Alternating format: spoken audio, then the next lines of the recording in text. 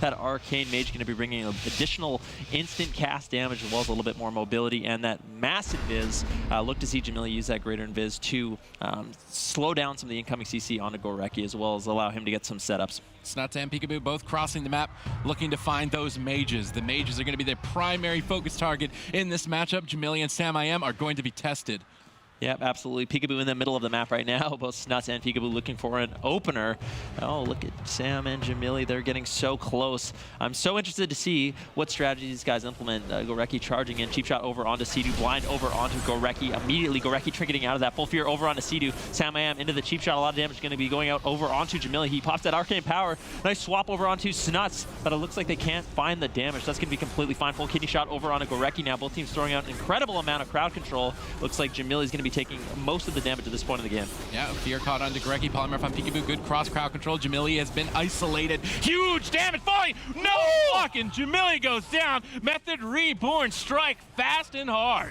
Wow, this is so exciting. There was Number 2, Method Reborn are sticking to their main guns. Bean will be stepping into the fight as they charge across the map. Jamili immediately rooting up the entire team. It will be important for Jamili to keep space. Peekaboo, though, caught into that Chaos Nova. Double fear out from Snuts. Method Reborn looking to strike hard and fast towards Peekaboo. Catching him now into a DR stun. Die by the sword, Ironbark, overlap. Tempo Storm choking a bit early on here against Method. Yeah, this initial pressure coming in from Method is proving to be a lot for Tempo Storm to handle. Peekaboo looking to grab his footing in this game, trying to counter pressure Snuts a little bit right now. Jamili going to be leaping away, making it difficult for Snuts and Bean to connect, but they're just relentless right now, training down Peekaboo. Stun over onto Sea-Doo, though, full clone over onto Bean. Temple Storm starting to stabilize right now. The longer they train down Peekaboo, it's going to be difficult for them to actually finish him off with D-stance, with full hots, but he's getting lower and lower. This is a surprising amount of damage. Thorn has been activated by Gorecki, moving in for that bash, full bash over onto Bean. Bean could be in a little bit of trouble right now, has no trinket available, but Temple Storm opting not to put any damage over onto him. Imprisonment over onto Gorecki. Peekaboo still having to kite away, just taking so much damage. Yeah, they're just going straight after Peekaboo,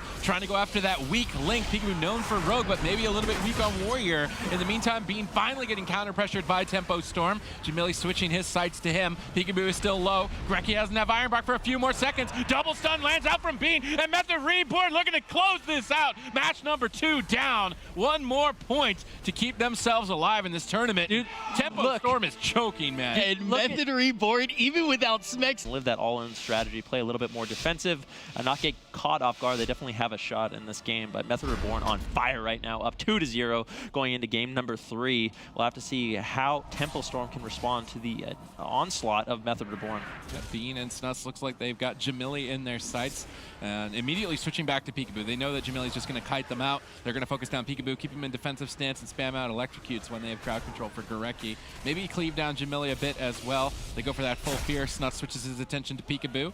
Would like to see Bean follow it up, but Bean does get storm bolted, opts to trinket out and kite away, doesn't want to fall behind. They swap over to Gorecki with that trinket, force the bark skin, but Bean doesn't care, going all in for the throat towards Gorecki, imprisoning him there, not catching the frenzy regeneration, however, but now switching back to Jamili. Method Reborn's damage is absolutely insane. Jamili on the run, and it looks like Method are on a rampage. Gorecki struggling to recover, activates his artifact, boosts all of his hots, but Bean says, I do not care. He's going to be training that bear down, I think, from start to finish. Snuts is soloing Peekaboo in the backline, one-on-one. Sea-Doo lands a hex onto Jamili. Gorecki can't get back in time. Peekaboo gets stunned up. If Snuts can connect, Peekaboo could be in trouble. Gorecki seems to be struggling to deal with this, trying to get the hots back up. Imprison lands. Bean jumps over. Peekaboo still low. Die by the sword has been forced, and Method Reborn are in a good position to win this. Yeah, they have pressure all over the place at this point of the game. Sea-Doo's mana doing really well as well. Not going for that all-in build. Full stun over onto Bean. Temple Storm not really able to capitalize with that disarm over onto Peekaboo.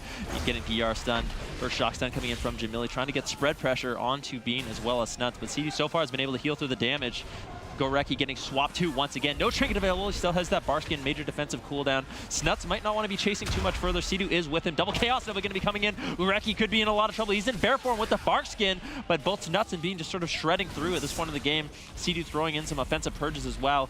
Gorecki gets away, so Method Reborn's going to turn their attention over onto Jamili with a full imprisonment over onto Gorecki. Jamili having to kite away. No Astral Shift available. Gorecki's going to have to play catch-up after this point of the game. Full fear on Gorecki. Jamili needs to kite. Peekaboo needs to peel. Can Jamili get away? Bean trying to finish him off right now. Can he interrupt the heal? Healing Surge is going to be enough to keep Jamili alive, potentially with that Iron Bar coming in from Gorecki. Jamili leaping up, but Bean's still chasing. Yeah, Snuts is trying to attack him from the bottom, but he's not really able to. Now Sea-Doo caught into a fear. Bean could be in trouble. Bean opts to kite away and switch targets. They switch their attention to Snuts. Die by the sword has been forced. They land the Hex stun on Bean. Good cross crowd control from Tempo Storm. Snuts getting stunned on low health. Sea-Doo's mana starting to run low. Can Tempo Storm pull this off? Snuts into execute range. Peekaboo gunning for that kill. Bean jumping back over as well to try and find some counter pressure. Tempo Storm have stabilized. Sea-Doo needs to find a drink if he wants to keep spamming purges like this. Maybe he's just going to hang out and play defensive at this point, but the pressure has finally stopped for Method Reborn. They pop the Metamorphosis, trying to pull off a miracle. Greki would have to throw, though, to die to this. He's got so many cooldowns available. There's no way he should fall. Peekaboo now getting pressured, though. He could be a weak point. Disarm on to Bean, trying to stabilize. Peekaboo seems to be hanging out all right. Jamili now has Astral Shift. Tempo Storm restabilized. Sea-Doo in the backline, I believe, is trying to drink. Greki blinks over to deny that drink. Very important to stop Sea-Doo from getting mana, or he's going to start spamming those electrocutes out. Snuts now at half. Sea-Doo with no mana, and Method Reborn might have ran out of time. Yeah, Peekaboo doesn't have many hots at this point of the game, though. Sea-Doo, like you said, almost completely out of mana. Tempo Storm just needs to play defensive. Nice swap over onto Bean with that Earthshock stun. Once again, Jamili putting out huge pressure at this point of the game. Sea-Doo's having a hard time recovering, but Peekaboo getting lower and lower. Still no dive of the sword available. But Goreki has that Iron Bar. Bean almost in execute range. Peekaboo swapping now over onto Snuts, just trying to really put out that Thunder spread pressure. Jamili taking a little bit of damage with that imprisonment over onto Goreki, but the Iron Bar can be used by Goreki. That should be enough to deflect this incoming attack from Method Reborn. Sea-Doo just cannot top off his team, and he is completely out of mana at this point of the game. Someone needs to stop Sea-Doo from drinking. Snuts getting lower and lower. No dive of the sword available. He's trying to kite away, but he's bringing the entire team of Tempo Storm with him. Sea-Doo not able to get that drink, but really at this point, no options. A full fear. Snuts into execute range. Rallying Cry is going to be thrown out. Stun over on a Peekaboo. Sea-Doo trying everything he can to keep Snuts alive. Peekaboo may have overextended, though, with the imprison onto Goreki. Peekaboo getting lower and lower. Full Hex over onto Sea-Doo. Goreki stabilizes Peekaboo. This is looking so good for Tempo Storm. Yeah, Peekaboo looking to close with some damage on Bean. Bash onto Sea-Doo. Goreki looking for a clone. Fake cast the wind shear. Bean still low on health. Sea-Doo gets swapped over to it. Finally, Tempo Storm have momentum. Bean in trouble. Sea-Doo goes for the gift of the queen. No mana left. How is it going to stop his team? They try to retreat away, but you're not going to kill the opposing team if you're just running. Everybody is dying. Finally, Tempo Storm find their footing. Sea-Doo getting stunned up. Jamili looking to close. Lava bursts are flying. Peekaboo's pushing in. Jamili jumps over, trying to solo Sea-Doo. Goreki gets stunned. They try and pull off a miracle swap onto Goreki. Will he go down 100-0? They have to find the kill here and now. Will they? Goreki blinks away. Bean in hot pursuit, but he has restabilized.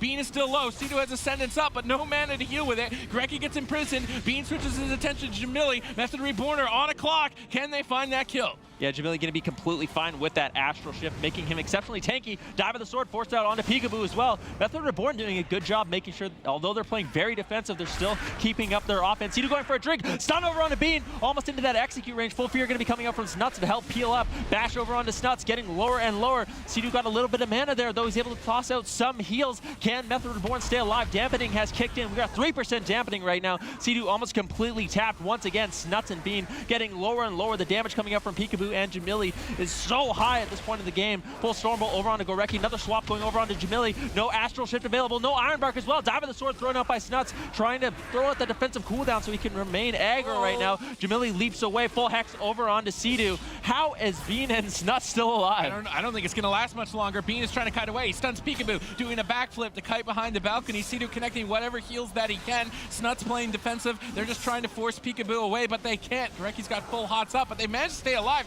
long enough that Goreki is starting to get low on mana. If Bean and Snuts can just hang out a little bit longer, Jamili getting hexed there, and then now trying to put his damage behind, but Bean gets storm bolted. Peekaboo looks to close. Bean trinkets out, imprisons Peekaboo. Peekaboo trinkets out of that to chase after Bean. Bean jumps away once again. Peekaboo just can't stay on top of Bean. Now Jamili in trouble. Gets interrupted on that cast, dipping lower and lower. Iron Bark traded out for Goreki. Will that be enough? Dampening mounting up. Now the mana has started to even out. Sea-Doo's trying to sit down for another drink. Can anyone stop him from drinking his question? Snuts is trying to be greedy. He leaps back. Peekaboo leaps over. Sea-Doo got a little bit of mana, just enough to maybe keep this going. Yeah, how is Nuts still alive? That was a really greedy play, like you said. Earthen Shield Totem going to be thrown out, trying to tank through some of this damage. But Bean getting soloed right now by Jamili. Peekaboo. Big swap over onto Jamili. No dive of the sword available. Full Stormbolt. Can Method take him down? Doesn't look like they found the damage. Gorecki still has a little bit left in the tank to keep him alive. But Sidu and Method have stabilized at this point in the game. Sidu doing such a good job keeping his team up, keeping them aggressive. Both Bean and Snuts doing a great job kiting in and out of this game. Full bash over onto Bean into a full Cyclone. Bean just missed his Chaos Nova, and now he got cloned by Gorecki, so that's going to be a lot of momentum lost there by Bean. Pressure is starting to mount. No, he did not. Now there's a double Chaos Nova, but Bean is still low. Trying to jump back to Jamili and kite Peekaboo at the same time. Jamili's looking for a Hex. They get the clone instead, and Bean's in execute range. All Peekaboo has to do is tab over there to finish him off, and now Jamili low. Full fear on Gorecki. Can Method Reborn find the kill? They've managed to stay alive this long. Imprisoned into a Hex. Jamili instantly dispels that. Jumps back up onto the balcony. Denies the drink, but Bean in hot pursuit. Snuts is not able to follow up just yet. Peekaboo's 1v1ing Snuts on the bottom of this balcony. Snuts goes for the battle cry. Peekaboo does it as well. Snuts is lower in this exchange. Sidu is struggling to deal with the damage. He drops his Spirit Link, restabilizing his team, but there's literally no mana left. Peekaboo is low as well. No dive of the sword. Full fear on Sidu, though. Bean dipping low. How will Bean survive? Now caught in the bash. Gorecki moves in for that kill. Peekaboo looking for an execute, but Sidu denies it. Time and time again, Sidu pulling off miracles. Jamili lands the Hex, though. How will Snuts stay alive? I don't think he will. Imprisoned on Peekaboo. Denies the execute for a couple of seconds, but Jamili, Lava Burst after Lava Burst. Snuts just can't die. Sidu keeps him in the match a little bit longer. Now they go in for that double Chaos Nova as they look to reverse the pressure, but another clone landed. Jamili could easily fall. Gorecki's completely tapped. Trades out the Iron Bark, but Bean could fall first. This could easily go down to a cross kill. Execute range for Snuts. Bean has gone down. Jamili could go down as well. Gorecki's spamming everything that he can to keep Jamili alive, and he will. Tempo Storm finally getting a win off the back of that, but that was a nail biter. Yeah, Tempo Storm fighting for this game so hard. An excellent performance coming out from them in game number 3. But honestly, Method Reborn... Will Tempo Storm be able to even up this series? Yep, Method Reborn are on match point. Tournament lives are on the line. They need to take this if they want to stay in it. Peekaboo and Snuts crossing the map in stealth. I'm holding on to that invisibility for quite some time, trying to hug that back starting area. Now Jamili and Samayam are both in stealth. So it's going to be up to the rogues to try and hone in and find them. If they can land a sap, could be a devastating start. Master Spell from Sidu finds Jamili. That, a little bit of luck there from Sidu, but nice. That's going to give them an advantage. Peekaboo tries to deny it with a kidney shot. Jamili blinks over, gets counterspelled. Nice play from Samayam, but he goes for the Ring of Frost. Gets the Ring of Frost. It's going to be a 3-on-1 with Snuts caught into a cheap shot. Samayam now followed up. Big burst coming in from Gorecki as well. Temporal Shield gets activated down on half HP. They purge that off instantly. He's going to get no benefit. Pain Suppression used and Trinket from Sidu. This is a good start for Tempo. Yeah, he trinketed that blind into the DR Poly. Still, Sam in a lot of trouble right now. Method Reborn cannot find the damage over on Jamili. This is the setup that they need. The full kidney shot over on a Gorecki, cheap shot over on a Jamili, but there's not going to be any follow-up. As I say that, Samayam blinks in, gets the full polymorph. Jamili has to play careful now. He needs to be blinking away, avoiding some of this incoming damage. This might be his first Ice Block and only Ice Block. Kidney shot over on a Samayam. It's the race to the Ice Blocks. Gorecki throws out the Pain Suppression to diffuse some of this incoming damage coming in from Method Reborn. Yeah, that Trinket into a fear. Method looking to close this. Jamili in trouble. Will he go down without blocking again? He's hanging on by a thread as Samayam is unleashing a devastating assault. Sidu, he's doing a good job to keep Samayam aggressive. Full polymorph landed though. Jamili needs to start kiting away. Snuts is chasing right after him. Temporal Shield instantly gets activated. Smoke Bomb gets dropped for Peekaboo as they desperately try to make something happen. Temporal Shield perfectly timed, but triple fear out for Sidu. Jamili in trouble, blinking back behind the pillar. Samayam chasing right after him, forcing that block. Master Spell lands. Jamili in trouble. Gorecki gripping him back to the opposite side of the map as Jamili. He's sweating, man. This is so close. Method Reborn are looking to close this. They've got so many cooldowns left. This should be easy for them. Yeah, Jamili really doesn't have too much left whatsoever. Any CC on a Gorecki, any stuns over on a Jamili, he's in big trouble, but it looks like Tempo Storm pulling the trigger. Full CCs out onto the entire team of Method Reborn. Samayam taking a lot of damage right now. Activates the Temporal Shield. Smoke Bomb's going to be dropped by Snuts. Jamili trinkets, blinks out of that immediately, so Gorecki can land some heals over onto him. Full polymorph onto Gorecki, though. Cheap shot onto Jamili. Method Reborn looking to close out this series. Jamili getting lower and lower. Temporal Shield gets dispelled, gives him a little bit of healing. Gorecki able to actually chop him off. Full Ring of Frost going to be dropped by Jamili. Fake cast that, though. Unfortunately, gets locked out. He's trying to get away. The barrier is going to be dropped by Sidu, trying to just avoid some of this damage, but the full kidney shot onto Gorecki. Jamili gets interrupted. Method Reborn once again looking to close out this game. Samayam charges in, looking for that polymorph. Lands the full poly on Gorecki. How is Tempo Storm going to live? Jamili's behind the pillar, into the cheap shot. Peekaboo tries to slow it down with that blind, but ultimately, Method Reborn is going to win. Method has done it. Vanguards to be freed up by Casca's Dispels. Good freedom usage because he needs to be connected to a target if they want to close out this game. Yeah, and one of the things also to watch about Vanguards is that he's just so good and so quick at casting things like Blessing of Sanctuary, Blessing of Protection on his teammates when they need it the most. He's one of the best paladins out there at that sort of play, so that'll be a thing to watch for. However, currently caught into a Cyclone, he's actually going to get broken out of that somehow. I'm not actually sure exactly what happened there. Casca got caught into a stun as well for just a second. That forces the Blessing of Sanctuary out from Vanguards, broke him out of that. Casca taking a little bit of pressure. Vanguards, though, getting super low, actually having to use his righteous defense there to try and stay alive for a little bit longer, trying to stay aggressive. He wants to hold on to his Divine Shield as long as he possibly can. Yeah, that was the Incarnation as well as the Icy Veins, though, and really Panda Gaming not accomplishing anything at that point of the game. Goob still has his wall. Might have to use it here, taking quite a bit of burst right now, but no CC over on the Casca. Brain getting caught into that Hodge, getting rotted down right now. Goob really trying to spread out his dots, cause that spread pressure that the Warlocks are known for. Hodge going out onto Casca, but really not going to be doing that much as well. Urine here behind the pillar at this point of the game. Blizzard going to be connecting. Majorden actually playing Glacial Spike, so look for those big one-shots when Majorden can get that cast off. Yeah, that'll definitely be something to watch for, and also be something that can really, really easily end up pulling out Vanguard's bubble if he has to use it to survive through one of those. Vanguards did get put into another Cyclone there for just a second. Looks like Panda Gaming wanting to sit back for a second and just wait for their next opportunity to really push in, but they're trying to put as much pressure onto Vanguards as they can to keep him from being able to push out and put out his own counter pressure. This is just such a nightmare for Vanguards. He just can't connect to anyone. Really need to look for those Hodge swaps over onto Brain. The only problem is when they do those Hodge swaps over to Brain, leaves Majorden as well as Previ free to cast out Polymorphs, cast out Cyclones. You can see anytime Vanguards leaves the pillar, he's immediately caught into those CCs. Right now, Your Name here, not in the best spot. I feel like if the game goes on long, though, they might have an advantage with that Affliction Warlock, with that Resto Shaman, but Panda Gaming playing it very safe at this point. Goob taking a little bit of damage at this point, but he should be completely fine with no CC over on the Casca. Yeah, both teams having to play defensively right now. I think Panda just looking for their opportunity to move in. There's the full moon actually coming out. He gets a nice big hit onto Goob off of that. Looks like they may have decided that they're going to start pressuring Goob a little bit more. Even though Vanguards is out in the open right now, they seem to still be focusing primarily on Goob. The Solar Beam comes out with the counterspell off of that onto Goob, stopping his pressure for the moment. Vanguards once again having to run back behind the pillar out of line of sight to reconnect with Casca.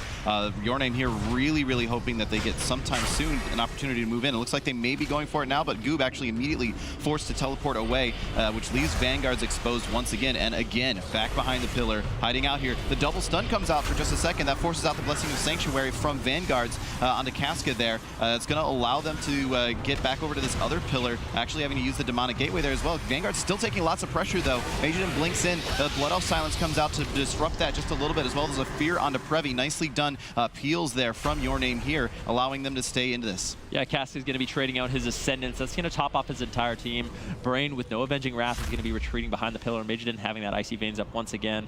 Panda Gaming, they are known for this composition. They are known for stalling out the game. They can play patient. They can play the mana bar, and if Brain goes for a drink right there, right now, it's going to be good for Panda Gaming. They're going to have to look for those consistent drinks, but Goob's doing a good job. He has a Spell Hunter over on Brain right now. You can see that's going to allow, it's going to be very difficult for Brain to drop combat, actually get off those drinks. Goob getting bursted down a little bit by that Glacial Spike, but it looks like Your Name here, they just want to close the distance. They don't want Panda Gaming to be able to run away. Majorden's going to be casting out an Evan Bolt right now onto Vanguards, but he's completely fine. Right now, Panda Gaming only really getting pressure when they have those Moonkin cooldowns up. When Brain decides to use that Avenging Wrath, they charge in, they get a lot of pressure, and then it all falls off. And that's when Your Name here, they need to get aggressive. They need to ride that momentum. When Panda Gaming doesn't have their offensive cooldowns, Your Name here can really take advantage of that.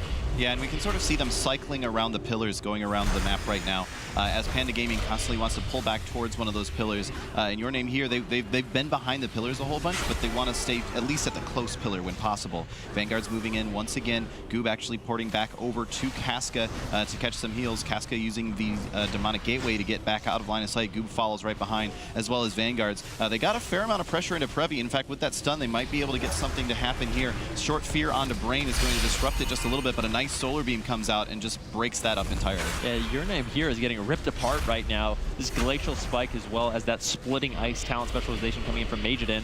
When Your Name here groups up, those Glacial Spikes going to be hitting multiple targets, causing massive damage to everybody. Casca retreating once again, and Your Name here, they're just running away, just stalling out till Avenging Wrath, that huge Retribution Paladin cooldown.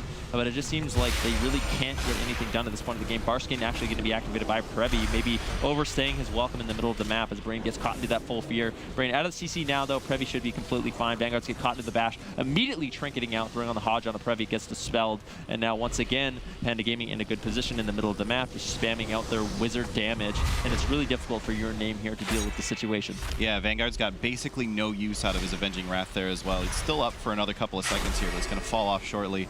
And he's really not getting much work done with that. Now actually managing to connect to Previ for just a second, using the Blood Elf Silence once again, but Previ's just going to go ahead and run away once again. Now with Vanguard's being rooted out of line of sight yet again, he's really just having the worst time here on the Grand Arena, not able to get really anything done. There is a fair amount of pressure, or was a fair amount of pressure onto Majiden and Previ, but Brain coming out with his own wings is going to be able to top his teammates off just fine and possibly allow them to make a push here. No, looks like they're just going to go ahead and let Your Name here sit in the back, drop out another Solar Beam. Your Name here once again having to pull away. Vanguard's actually caught into a stun there for just a second, not able to use the Demonic Gateway, and there he's finally going to go ahead and use it and reconnect with his team. Yeah, this is a really funny game. I mean, it's funny to see Brain charge in as the healer, the only melee in the face of Your Name here. Maybe Your Name here can capitalize on that. They can do some nice swaps with Hodge or something. Try to get aggressive on the Brain. Although he has Avenging Wrath up, they might be able to get some burst out in that Hodge shot, and Brain has no trinket, so definitely something to consider for them. But at this point, it just seems like Your Name here just trying to run away, trying to stall out the game. But Casca not doing great on mana. He needs to potentially go for a drink if he wants to stay in this game. Dampening has kicked in a little while ago. We are 10% dampening. It's going to get more difficult for these healers to heal through this damage. Previ has his Incarnation up, so at some point Panda Gaming is going to be looking for a really offensive go. I'm curious to see if Majiden waits for his Icy Veins as well. That way they can push with a giant all-in dampening in their favor. They have Incarnation, they have Icy Veins, but no, Previ just deciding to split up their cooldowns, trying to keep the pressure on Casca's mana bar. Vanguard's getting lower and lower, but should be topped off once again. I really feel like Panda Gaming right now, they're just playing for the long game. Yeah, definitely, and I think that's a smart choice as well. Dampening will slightly lean in their favor, like you were saying. Now the stun onto Casca, they could be trying to make something happen here. The Solar Beam came out there as well. Ooh. Casca got super low there, having to use his Astral Shift. He should be just fine, but as a result of him having to run out of line of sight, Vanguard's had to come over also. Ascendant's coming out from Casca. Vanguard, they may actually, if they can get something onto Casca here, they may be able to force out Vanguard's Divine Shield. Brain gets caught into a stun. He's going to immediately trinket right out of that, no problem whatsoever. Still taking lots of pressure, actually. It looks like they're trying to counter pressure onto Brain, maybe force his bubble out, but that's not going to happen. Majiden caught into a brief fear. He was in a little bit of trouble there too, but again, nothing really major forced out, although Your Name here has had to use a whole bunch of Casca's cooldowns. I think Casca actually sat down for a mini drink there. That was really good. It evened up the mana at this point of the game. Brain going to be falling further and further behind on that Holy Paladin. He actually gets locked out. This is the first Ice Walk coming in from Majiden. The stall out strategy from Your Name here, proving to work out quite nicely when Vanguard does have that Avenging Wrath up. They cause a lot of pressure. Brain right now trying to play catch up with his Avenging Wrath charging in. You can see just trying to get some melee damage out with the bash over onto Vanguards. A lot of burst over onto Vanguards. Nice grounding totem coming in from Casca, absorbing some of that spellcaster damage. Full Hodge over onto Brain. Gets out of it. I think he actually trinketed out of it there. So gets out of it. Gets locked out though. And now Your Name here has an opportunity to charge forward. Full Cyclone over onto Vanguard's going to be shutting that down though. Brain still doing fine on mana. Glacial Spike going to be cast out by Majiden. Over onto Goob. Goob getting bursted down to 5% HP. Huge burst coming in from Panda Gaming. Casca able to heal him up though, and Goob still has that unending resolve. He needs to be careful he doesn't die without using it. Yeah, definitely. That was a really, really scary moment there for Goob. Fortunately, Casca, I believe he just already had a really big heal on the way, was able to top Goob back off in a hurry. Vanguard's trying to push out, but with those Frost Mage slows, he's just sort of waddling across the map as the saddest possible Ret Paladin right now. Just not really able to get anything going against this team of Panda Gaming. Previ moving out into the open, just spreading his damage over time effects as much as he possibly can. Majiden taking advantage of that splitting ice whenever Your Name here groups up like they are right now. This could actually be really bad if Majiden's able to connect. Brain moving in with his own Avenging Wrath, trying to heal everybody up. A nice triple Solar Beam comes out. Your Name here is going to go ahead and move up as well, moving together for just for a second, but nothing really major was able to happen there. I feel like we're still going to see this game go on for a little bit longer, but we're definitely starting to get to the point where both teams need to be a little bit more careful. Yeah, absolutely. 30% minus healing. We are in to the point where Mortal Strike has been applied to everyone. Previ actually uses Incarnation there. Really didn't get much whatsoever. Casca, Goob, and Vanguard's all gating away, just avoiding that incoming damage. Now, Majiden will be the next one with an offensive cooldown with that Icy Veins. We'll have to wait for that to come up. I expect it to be around 35% dampening, so could definitely take advantage of that. But everyone from Panda Gaming, Roddy shutting down right now. Goob doing work, just keeping everyone dotted. Vanguard's looking for the offensive push. This is the time Your Name here. They need to get aggressive. They need to charge across the map. They cannot let Panda Gaming recover. Brain does not have much mana left. If they can charge in, Goob can keep up these dots. It's going to be very difficult, but Brain, he's sitting on that Avenging Wrath. He realizes he might be in trouble when they charge in, so pop the Avenging Wrath, can maybe stabilize and top off his team's HP. Still has Bubble, still has Trinket, but he might not have the healing at this point in the game. Yeah, it's starting to look really, really shaky for Panda Gaming now at this point. Your Name here finally getting the momentum that they need in this game. Brain still getting super low, and you can see Goob just constantly spreading those damage over time effects all over the place. Really sort of outspreading Previ as well. Previ's trying to do the best he can to keep his Moonfire and his Sunfire up on everybody, but it's just not happening. Brain now with that Avenging Wrath active is going to move in and start doing some melee damage that will actually be healing his teammates as well. Casca caught into the Solar Beam, having to use his Astral Shift. He's going to be able to get out of that, and he's going to go ahead and gateway away, but that leaves both Goob and Vanguard's exposed. Vanguard's trying to get back over. He's actually going to opt to run back out into the open, maybe try and get some counter pressure. I'm not sure about this. He does still have his Divine Shield available, so if it comes to it, he will have that, but fortunately he was able to get by without using it, and that's going to allow Your Name here to continue this pressure. Yeah, Vanguard's had a nice Blood Elf silence on that full moon. At the same time, Goob locked out the Ebon Bolt, leaving Vanguard's safe to charge in and slow down some of this damage, but at this point of the game, Panda Gaming, I don't know how they could possibly recover here. Vanguard's has Bubble. Previ getting lower and lower into the full Hodge. Barskin's going to be used, but Brain into the bubble, spamming out everything he can. 40% dampening, no Avenging Wrath. Finally comes up in the nick of time. That may be enough to keep him alive. Can they get the bubble with this? Majin getting lower and lower, though. No ice block, and that's going to be it. Your Name here stalling out the game. Going to be winning this first game in this series, and you really can't blame him because this is an elimination series. This is a really, really important one. Yeah, I'm interested to see if Seth Curry, he decides to go with that Tiger Emperor at the beginning of the game. If he's throwing out a lot of those spinning crane kicks, that's a tell that he is. So that's going to be that armor-piercing talent that Windwalker Monks have. And I think if he does do that, it's going to make Vanguard's a prime target in this game. Seth Curry trying to connect to his target, but Vanguard's just running laps around the pillar right now. A little bit funny. Seth Curry trying to pour, gets the incapacitate over onto Vanguard. So that's going to activate that auto trinket coming in from that Retribution Paladin. Now Seth throwing out some spinning crane kicks. I believe he actually is playing Tiger Ivory right now, looking for that leg sweep over onto Casca. A lot of incoming bursts, Meteor as well. Casca having to actually not trinket out of that. Saint comes in from Vanguard. So if Panda Gaming wants to make these swaps work, they need to make sure they're crowd controlling Vanguards. Yeah, if they just sort of let him do whatever it is that he wants, they're going to end up in this exact situation where Brain is now taking lots of pressure, having to use both of his throughput cooldowns and get out of line of sight. The Hammer of Justice comes in, though. He's still just taking a lot of pressure. I don't think they're going to be able to force the Divine Shield. In fact, they've both decided to pull back at this point and start putting some damage into Seth Curry. Actually pulls out his Fortifying Brew, and they may be able to get his Touch of Karma here as well if he's not careful. He's going to go ahead and use Transcendence, get back out of line of sight, toss a quick fuse on himself before he moves back in. Now the pressure is starting to turn back around, but with that Demonic Gateway active, Vanguard's is immediately going to get out there. Casca's going to follow right behind, and Goob as well, allowing Your Name here to pull back and look for their next opportunity. Yeah, Panda Gaming really didn't use too much in that offensive push. They were able to get the gateway there. Serenity's coming off cooldown. Touch of Death is still available for Seth, but we need to see Panda Gaming not be sloppy in their setups. They need to cross CC everyone, or they're not going to accomplish anything. Full Hodge over on Brain right now. Goob loading up the entire team of Panda Gaming with dots. Casca wants to make sure he's in a good position. Major taking a little bit of damage right now. Temporal Shield was used. That's going to be healing him up for quite a bit. Leg sweep over onto Casca. He actually gets out of it. Once again, the Saint comes in from Vanguard's. He trinketed, though, so they were able to get the cross CC. Vanguard's trinkets to save Casca that time. They're actually able to get the Astral Shift as well, so that was a big overlap by Your Name here. That's a small victory for Panda Gaming moving forward. Yeah, and they were able to get the Avenging Wrath. So now with the Hammer of Justice onto Brain there, they're going to try and turn it back around again, but Panda Gaming having to play super defensive. Seth Curry experiencing a little bit of what Vanguard's was experiencing last game, just getting slowed down, and having to constantly run between people and being really, really careful about when he actually pushes out here.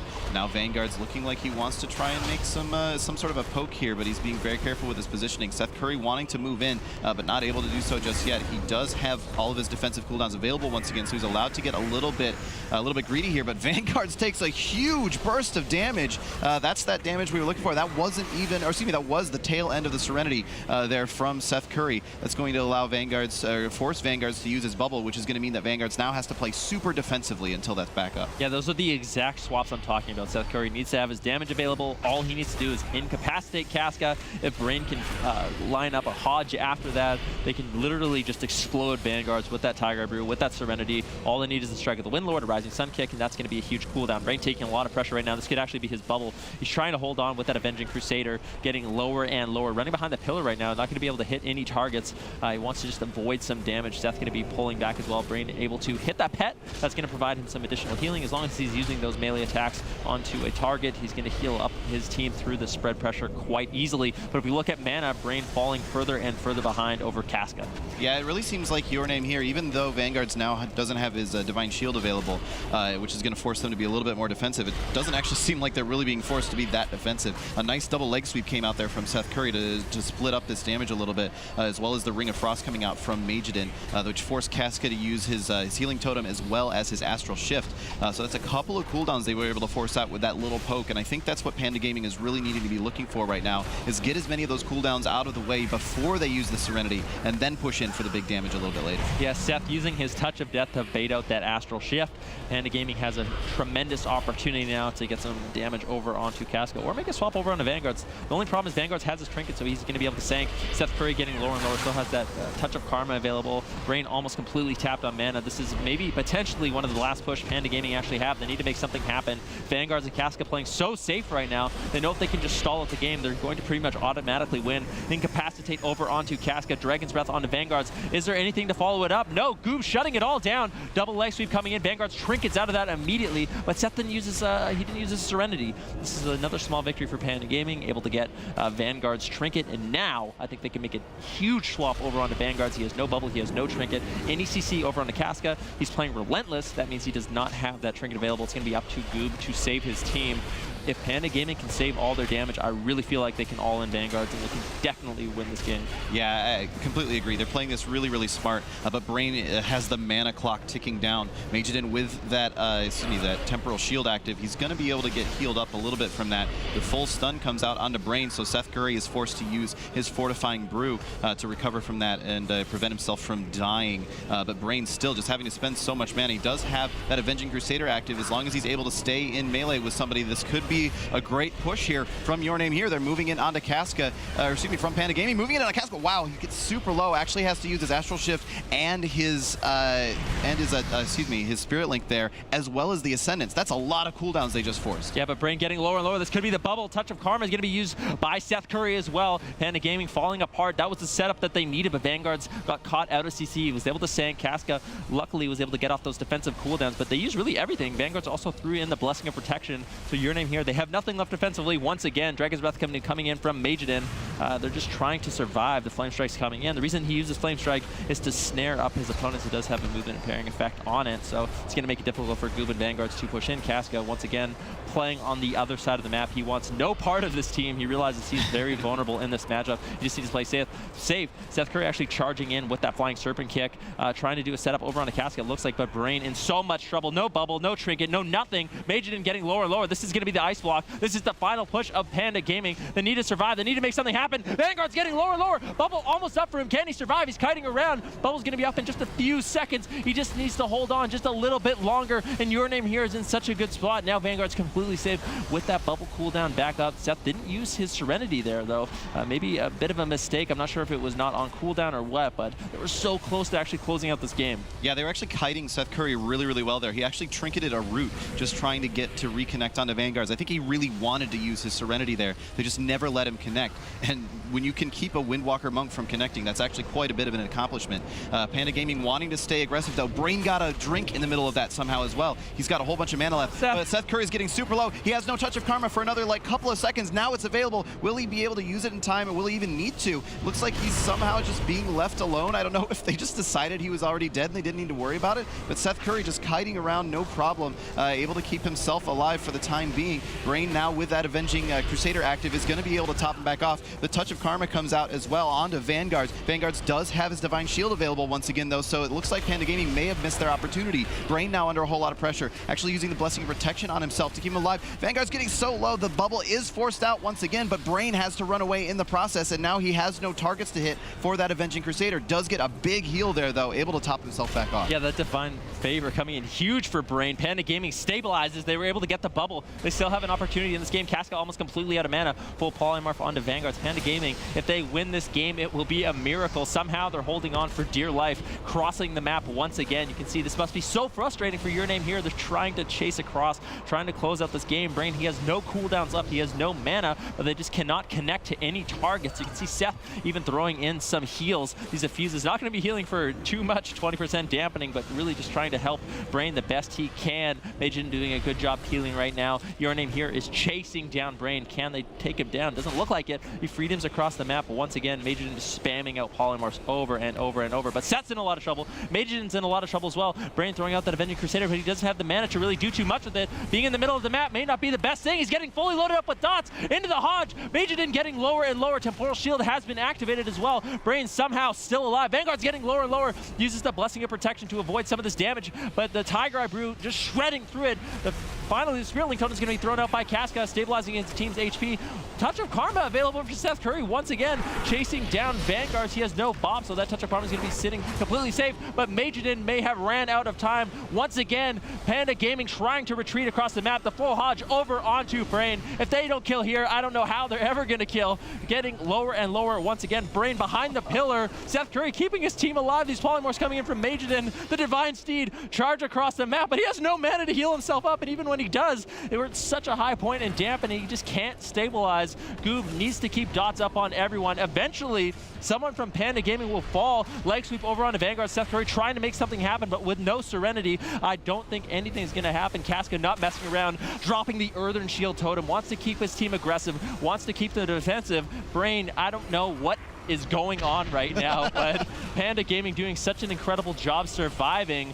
Your Name here cannot believe their eyes. Somehow, some way, Panda Gaming has somewhat stabilized. Yeah, I don't know how this is even possible, what's happened right now. The Avenging Crusader is available for Brain once again, but he doesn't want to move in to actually use it because he'd leave himself too exposed. Majidin with that Temporal Shield active, he'll actually have his Ice Block in a few short seconds available. Seth Curry forced to use the Fortifying Brew to keep himself alive, actually getting back out of line of sight once again, casting those Effuses. Brain caught in the open, could be in some trouble, does finally manage to get out of line of sight. Majidin got so low right then. Brain finally got a heal off, but now they're just rotting down. The damage from Goob is too strong. Brain and Majidin both on nothing. Majidin's Ice Block comes up. He goes ahead and uses it right away just to clear off that damage over time, but Brain's still just chunking down from those dots. Majidin has nothing in the tank.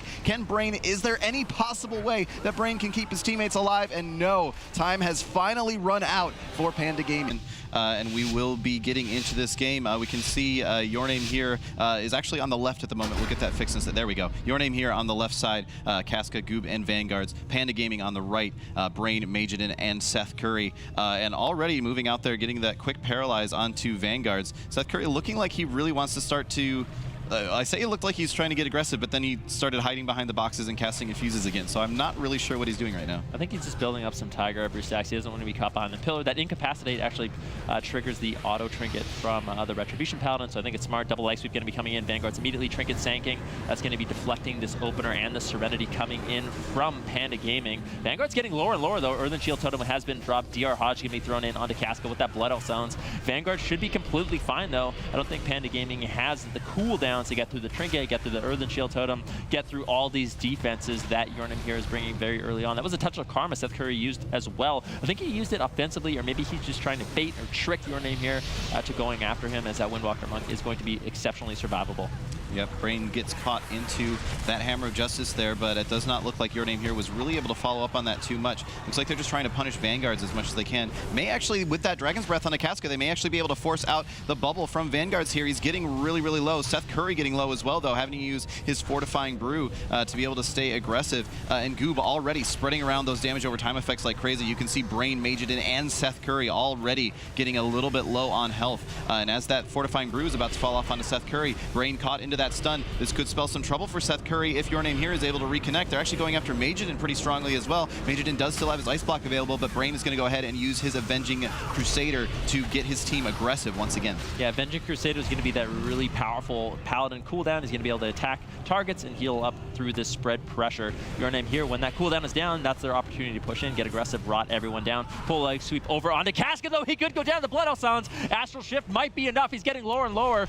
Vanguard's not messing around with that swap using the Blessing of Protection as well as the Earthen Shield Totem. So a lot, maybe overreacting there by Uriname here, but they do not want to throw. They know if they can just survive, they can rotate their defensive cooldowns, they can survive these swaps. Vanguards has his Trinket almost coming up. He still has the bubble, and that Sank going to be very important to keeping Casca alive. Yeah, you can look at Majidin's mana. He wanted to steal that Blessing of Protection so bad on Casca, but wasn't able to get it off in time. And so that forced Panda Gaming to pull back. If they'd actually gotten that spell steal, Casca could have actually potentially died there, at least forced to use the Spirit Link.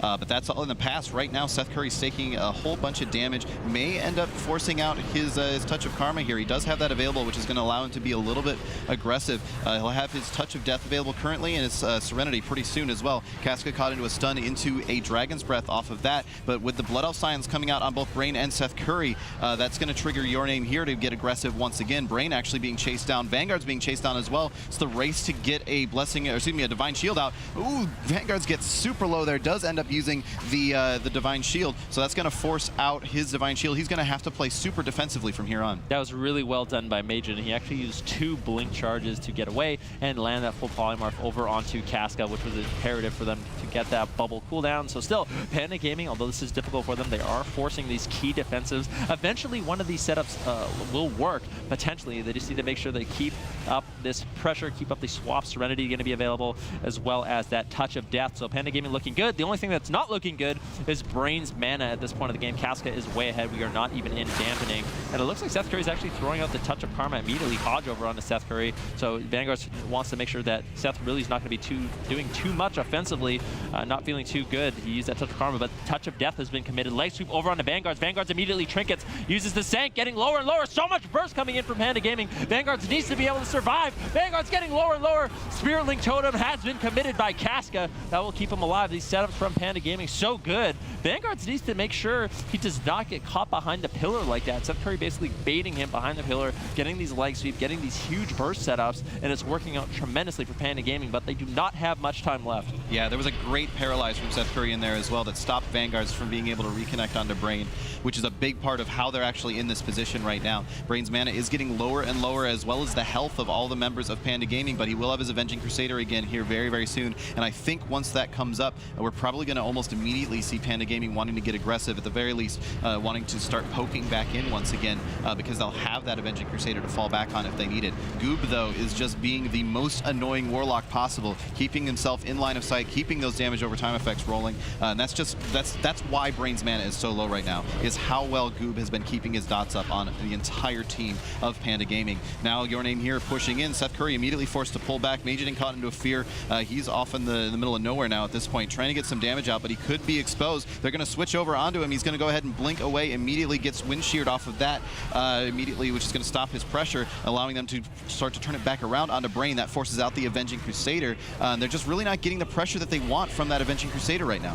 Yeah, look at the double leg sweep. Casca getting lower and lower into the Hodge. Can they take him down right now? Blood Elf sounds committed. Casca, though, right by the gateway. He's able to get away with that Astral Shift, but everyone is chasing. Casca needs to be able to survive. He's very tanky right now with that Astral Shift. It does fade. He has the Ascendance up. He gets locked out. This is not good for Casca. Goob trying everything he can desperately to fear up the enemy team to keep Casca alive, but he's caught into that incapacity right now. You can see Vanguard's throwing out some heals as well. Casca still getting bursted down. Earth Shield has been used on him. He should be able to survive a little bit longer. Still has that Spirit Link Totem as well. Just going to be sitting low, but I do not think Panda Gaming has the damage to actually finish him off. Vanguards has that Sank, so if any more stuns go out onto Casca, he should be able to get him out of that. Should be safe. Now, Panda Gaming may have overextended at this point of the game. They've been loaded up with dots by Goob, getting lower and lower. Brain going to be responding with that Avenging Wrath, though, to top off his team. But now Vanguard's in a lot of trouble with the full Polymorph over onto Casca. Vanguard's immediately uses that Blessing of Protection and gets it spelled off by Majidin. Vanguard's needs to be able to survive a little bit longer. Casca, does he have the Spirit Link? I don't think he does. Vanguard's spamming out the heals. The fear's coming in from Goob. Your Name here holding on just a little bit longer, but Vanguard's still in so much trouble. Vanguard gets interrupted. Casca gets interrupted. Dragon's Breath over onto Casca. Vanguard still, he's trying to kite away. Healing Waves connecting, though. How is Vanguard still alive? This is so frustrating for Panda Gaming. Full Hodge over onto Seth. Seth getting swapped to now. Brain doesn't have much left defensively. Touch of Karma is going to be committed.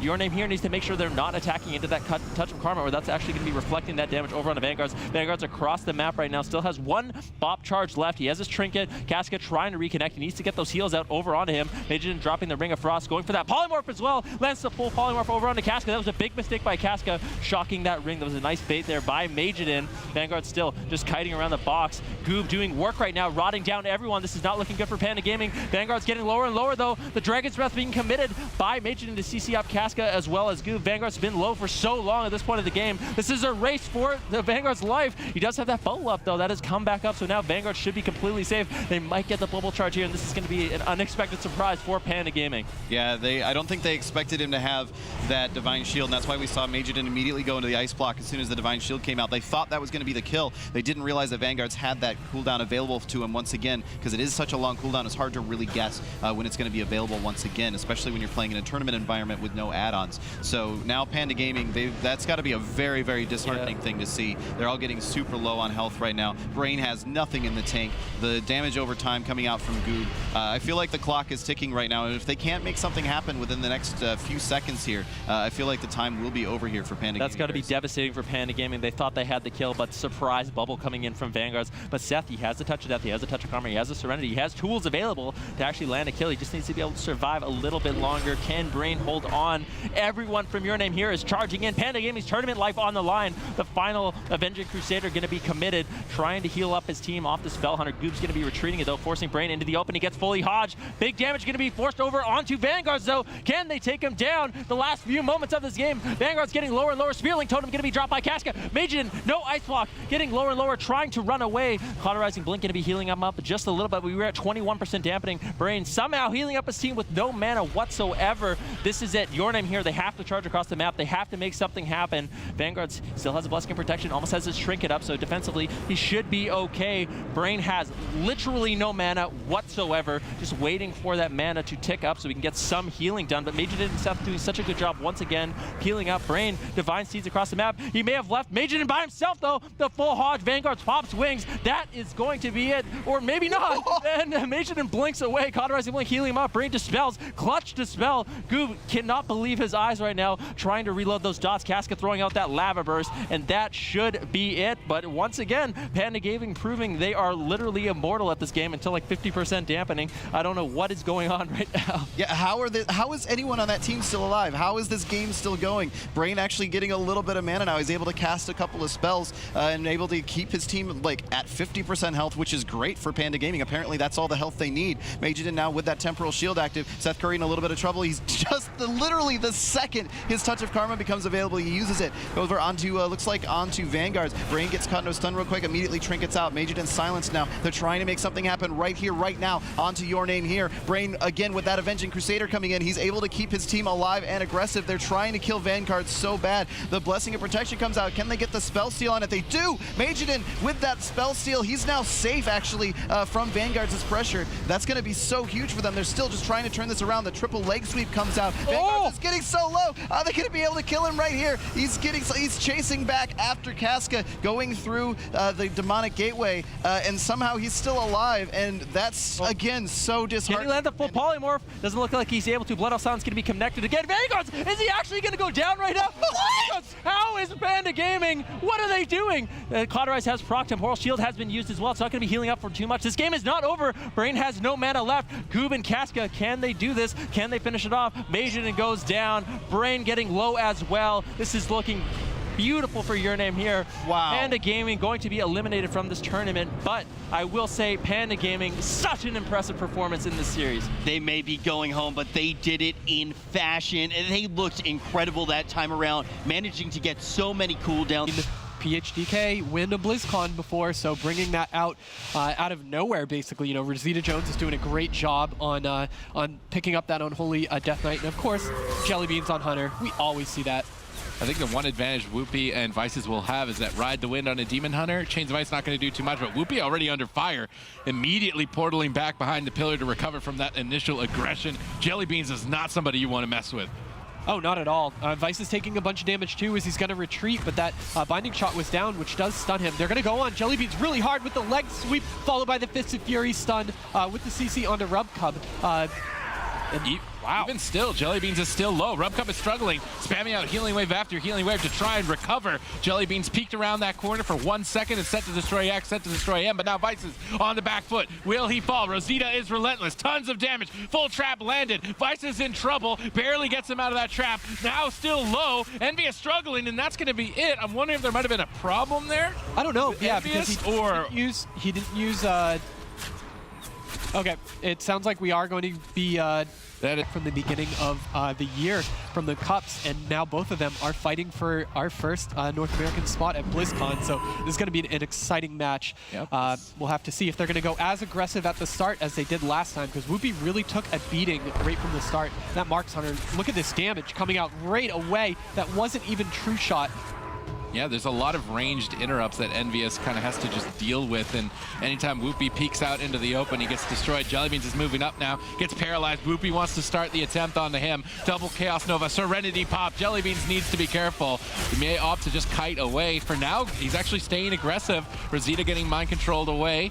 Does get knocked back on that. Now Vices and Whoopi retreating to the opposite pillar. It does seem like Set to Destroy X are scared in this position. They don't know what to do against this composition. Whoopi's just taking so much damage throughout. Finally, some counter pressure on Rosita. Rubcup pushing up to get in line of sight, but he eats a paralyzed. Fist of Fury to follow that up. Rosita dipping low.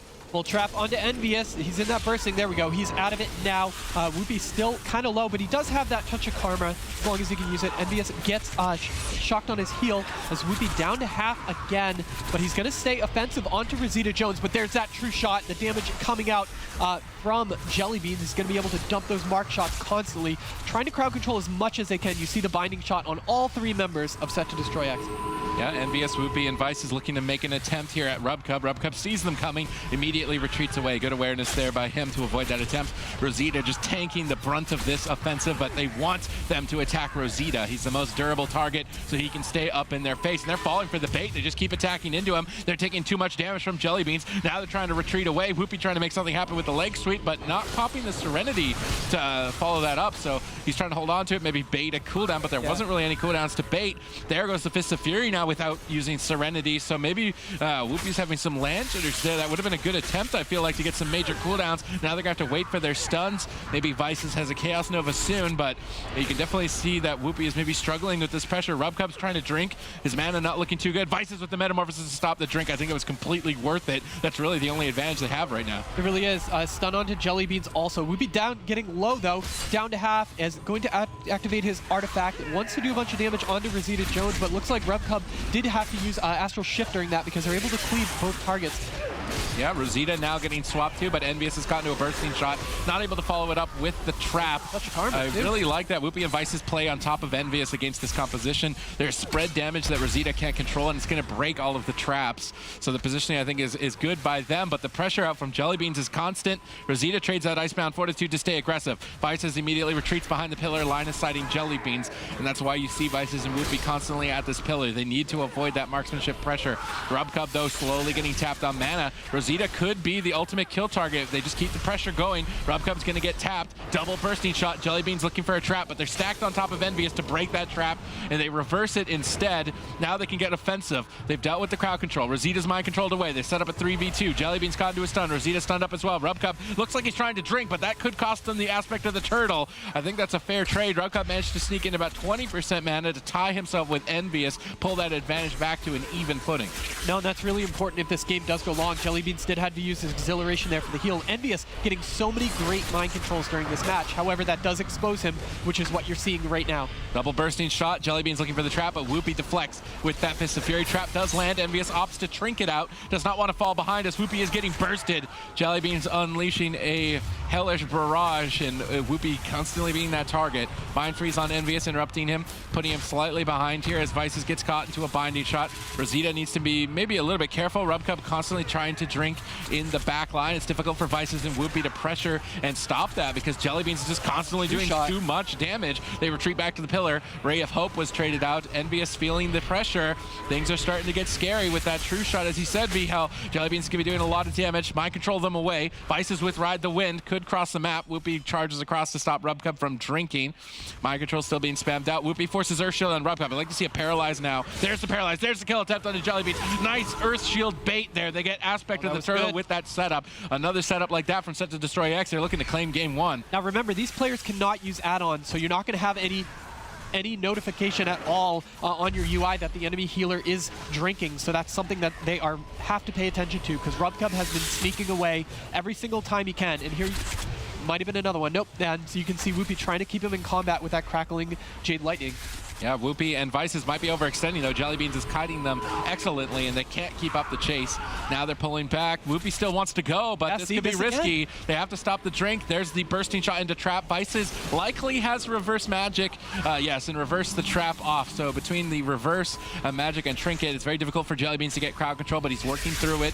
Still almost no mana left on Rubcub. Jellybeans caught in the stun. This is the setup to win. Huge damage following it up. Jellybeans barely stays. Rubcub whiffs the link. He whiffs the Spirit Link. Oh, they killed it! And Jellybeans is so dangerously low. Set to Destroy X, looking to claim game number 1. Huge mistake from Rubcub. And game 1 going to Vices, Whoopie, and Envious. Oh, that's rough. To Destroy X, he's going to be able to take target. As you can see, he is going to be running Greater Fade, because you're going to see a lot of setups with a stun, and they really need to 100-0 him in that stun, so he can't activate that Greater Fade. But we'll see if they'll be able to do that. On the other hand, Whoopie took a ton of damage throughout that Grand Arena match, was always their primary target. Great Earth Grab to start off the match, and it looks like Rosita is just going to get right over to Envious, as he's going to Arcane Torrent to stop that mind control. But look at this, both melee. That's what they're going to do the whole time. They're just going to stick onto Envious. Whoopie uses his trinket to peel them away. Rosita getting bursted, huge overextension. Chastise on Rubcub, barely stays alive. Now Envious will get pressured, he knocks them away, but they immediately reconnect. Whoopie needs to get Envious across the map ASAP. He's taking too much damage. There's the Ride the Wind. Whoopie's going to sprint across with that, but he does get earth grabbed on it, trying to make his getaway. Good teamwork there between Whoopie and Envious, gets him out of the fight. Rosita still in hot pursuit, but gets paralyzed, and this is the advantage of having Whoopie on your team. He's a Mistweaver Monk main. He's a healer main. He knows exactly when his healer is in trouble and assists them perfectly, but they do ultimately reconnect. Whoopie Fists of Furies them away, buys Envious Breathing Room. Triple Chaos Nova, big mistake by Rubcub. Stack that up. Rosita now in trouble. Touch of Death is up. Fell Barrage from Vices. Rosita drops the Darkness. Vices get Storm Bolted. Panda Global are in panic mode. Yeah, as you see there we go. Rosita and Wallabear trying to stick onto Envious, who does try to use that mind control yet again, but look at all this damage. The triple Chaos Nova onto the team of Set to Destroy X. There's the Greater Fade, but he's not healing out of it there. Huge heal with Serenity, just as I say that. Yeah, now Whoopie needs to start thinking about Ride the Wind, because Walla and Rosita are both having 100% uptime. Nice knockback on the Fists of Fury. Great synergy between Envious and Whoopie. Now setting up with a leg sweep on Rubcub and Walla. Walla's going to be the focus target here. Die by the sword gets forced out. Chastise on Rubcub. Envious now needs to play D. How is he going to stay away from Wallabear? He needs to stay out of line of sight. He's doing a good job so far, but Walla does reconnect. Now Vices and Whoopie need to start peeling for him. Envious can't tank this out forever. Ray of Hope is available. Walla goes into battle. They're looking to claim his life as Envious tries to sneak away. Ray of Hope has been forced. Walla getting imprisoned. Ride the Wind. Envious is going to make his get nice and prison on the Ride the Wind at low health. Ray of Hope is now over. If they can get some purges, nice double fear from Walla. Envious trying to make a getaway. Aura Mastery up, spamming up those flash heals. Whoopie sitting through the fear. He can't help Envious, but Envious carrying that on that Holy Priest, topping himself off, making it look easy. Oh, that was great. The stun onto Whoopie. Wallabear is getting over to Envious yet again with that Blade Storm to stay offensive. Envious down to half, but look at this. The nice Ride the Wind path. Look at that. Great job by Whoopie right there. But Rosita jump, but nice knock. Really good play, but Envious is kind of scared here. He's running out of options. Fist of Fury doesn't hit Walla. Envious is doing a good job to tank us out. Now Rosita in trouble. Rubcub trinks into it. Silence. Mind control. Drop the mind control. He can easily finish this job, but now Spirit Link gets dropped. They cleave them with the triple Fists of Fury. Huge damage coming out from Set to Destroy X. They drop that Earthen Shield, but they can't stay in it if they want to keep up the aggression. Panda Global are flailing. Rubcub is running out of mana. Set to Destroy X are looking to take game number 2 as everyone is dying. Rubcub barely gets that Gift of the Queen off on the entire team. Perfect triple heal. Vices is low. Finally, some counter pressure, but mind control spam is going to be harassing them. Fists of Fury to follow that up. Rubcub is running out of mana. If they can't find a kill on Vices or Envious soon, this is not looking good for Panda Global. yeah, they're staying extremely offensive onto Vices with that Storm Bolt. Vices down to half right now. Envious getting locked out, going for the mind control instantly and landing it. Vices now into a Chaos Nova, trying to blade dance the sharpened blade, jumping away. Envious with Aura Mastery, imprisoned on Walla at low HP. Any crowd control on Rubcub, but they're focusing on defense. They're going to Ride the Wind, try and restabilize. They know they have the mana advantage. They're trying to drag this out just a bit longer. longer. Walla leaps in. They overlap Fear and Imprison, though. Big mistake, and now Rosita is in trouble. They cannot afford to waste a Fear like that for Walla. Now Envious can get aggressive. He's looking for mind controls. Rubcub gets interrupted. There's no mana left. Big mistake there from Rosita and Walla. They're trying to make a miracle happen. Imagine if they had the crowd control there. Vices might have gone down. Now Vices can retreat away. Whoopi is playing goalie, trying to stave them away. Rubcub, this is smart. He's trying to drink. Whoopi sees that, doesn't allow any mana to really result. Rosita is 1v1ing Vices. Who will fall first? Who is prepared and who is not? Fell Barrage from Vices gets pummeled by Walla. Nice pummel. Leg sweep though onto Rubcub and Prison onto Whoopi to try and keep Rosita a little bit longer into this fight. Walla jumps into battle. He knows this game needs to end soon, trying to get as much pressure as he can as it's a race to kill the Demon Hunters. Yeah, Rosita Jones does have his Metamorphosis up if he needs to leap away. They'll look at that low Imprison though onto Vices. Vices in kind of trouble right here, but Wallabear isn't nearby him to execute. Great job by Vices staying alive right there as Envious able to toss out some heals onto him, just keeping him barely alive because it's still at half. Both of these Demon Hunters are in trouble. There's the Nova. As Vices gets low, Ray of Hope is used. Overlap, finally. Netherwalk. I believe Vices used Netherwalk there, he so did? that's a big miscommunication from Set to Destroy X. 2 major cooldowns for one big one from Rosita. Maybe they have a chance here. Envious is completely out of mana. Whoopi's trying to ride the wind to stop Rubcub from drinking. Envious might try to sneak one of his own. Whoopi is still down to half. Imprisoned on Walla, Para on Rosita. They're pausing the game for Envious to find a drink. He's getting some sips. A lot of mana for Envious, putting his team back into this fight. Vices and Whoopi still low on health, but they go for the Chaos Nova play. Instant dispel from Rubcub. Really nice timing there, but Rosita is still low. He retreats away as a result of that immediate dispel. Whoopi's going to swap to Rubcub, start pressuring him. He's baiting an Earthshield swap off Rosita, and as soon as Earthshield is off Rosita, I can imagine that Vices is going to sink his teeth in, imprison onto Rubcub. They're going to go anyway into the Earthshield, drop the Fist of Fury, tons of damage, imprison on Whoopi to try and stay alive. Fell rush away into the Vengeful Retreat, gets imprisoned on the Vengeful Retreat. Vices trying to hold Rosita in place for Whoopi to catch up. Rubcub trying to fake cast Vices. He's not falling for it, but the double stun from Rosita buys time for Rubcub to free cast. Walla in the backline is taking some pressure though from Envious. Mind control on the heroic leap. Vices with Fell Barrage trying to build momentum. Both healers slowly running out of mana at this point. Walla dipping low, goes back into defensive stance. That's perfect for Set to Destroy X to now get some momentum on Rosita. Yeah, Rosita getting stunned by that Fist of Fury, having to trinket out, trying to get away, jumping away, but here we go. Vices is going to commit with that Metamorphosis as Rosita is having to use his Darkness also, so lots of defensive cooldowns. Use a Mind Control into Wallabear low. This is not looking good. No mana for Rubcub. Rosita Jones and Wallabear down at 30% each. This is looking to be Set to Destroy X's match as Panda Global just tried to flail to stay alive. Walla dipping lower and lower. Touch of Death activated. Spirit Link, die by the sword. Everything from Panda Global to stay in this fight, but they swap to Rosita off the back of it. Fist of Fury into huge damage. Rosita tries to pull something off here with this Metamorphosis. Interrupts Envious. Double Chaos Nova lands. Trinket out from Vices. Vices retreating away. Drops his Darkness now. He knows that they might swap to Envious, so he put it on Envious as well. That was good positioning from Vices denying the swap. Rosita is still low. Rubcub literally has 0 mana left. This is definitely Set to Destroy X's match. Rosita's trying to do something, but he stacks up on Rubcub for the double Chaos Nova from Vices as Set to Destroy X look to claim game number 2. Triple stun into triple silence into potentially triple kill. Mind control to secure this, and Set to Destroy X are 1 win away from BlizzCon. And they are looking like a well-oiled machine, absolutely. At this point, we'll have to see if that makes a difference in this matchup at all, because that definitely saved him a few times so far this tournament. I mean, at least you can rely on this. Jelly Beans is a great ringer to put into the fight here. So if there was a shot for Panda Global to come back, I'm glad that Jelly Beans is going to have it. Whoopi taking tons of pressure early on. Portal's back behind the pillar. Envious should be able to pick him up in a hurry. Vices splits away from the fight. Doesn't want to stack up for a double stun, but Whoopi does move over. Rosita eventually retreating away. Whoopi rides the wind on top of Rubcub. Whoopi trying to make something cheeky happen. They're up 2 points. Now they're paralyzed on the Earthshield swap play. Oh, he metamorphoses the leg sweep, but they followed up with a Fist of Fury anyway, and there's just too much damage heading towards Rosita. Mind control with Touch of Death at low health. Whoopi now getting reversed in the Chaos Nova. Imprisoned on Jelly Beans to pause the fight. Whoopi panics. He portals back away, and that was a very close call. Nice metamorphosis from Rosita. He might have fallen there in the opener. Now he holds onto his trinket because of that nice metamorphosis immunity on the leg sweep. Yeah, and this is really interesting. Vices really didn't get much done with that Metamorphosis either. So both Demon Hunters kind of flailing around during those because of the amount of counter pressure. Double Chaos Nova coming on to Jelly Beans. Doesn't have the Earth Shield yet. Let's see.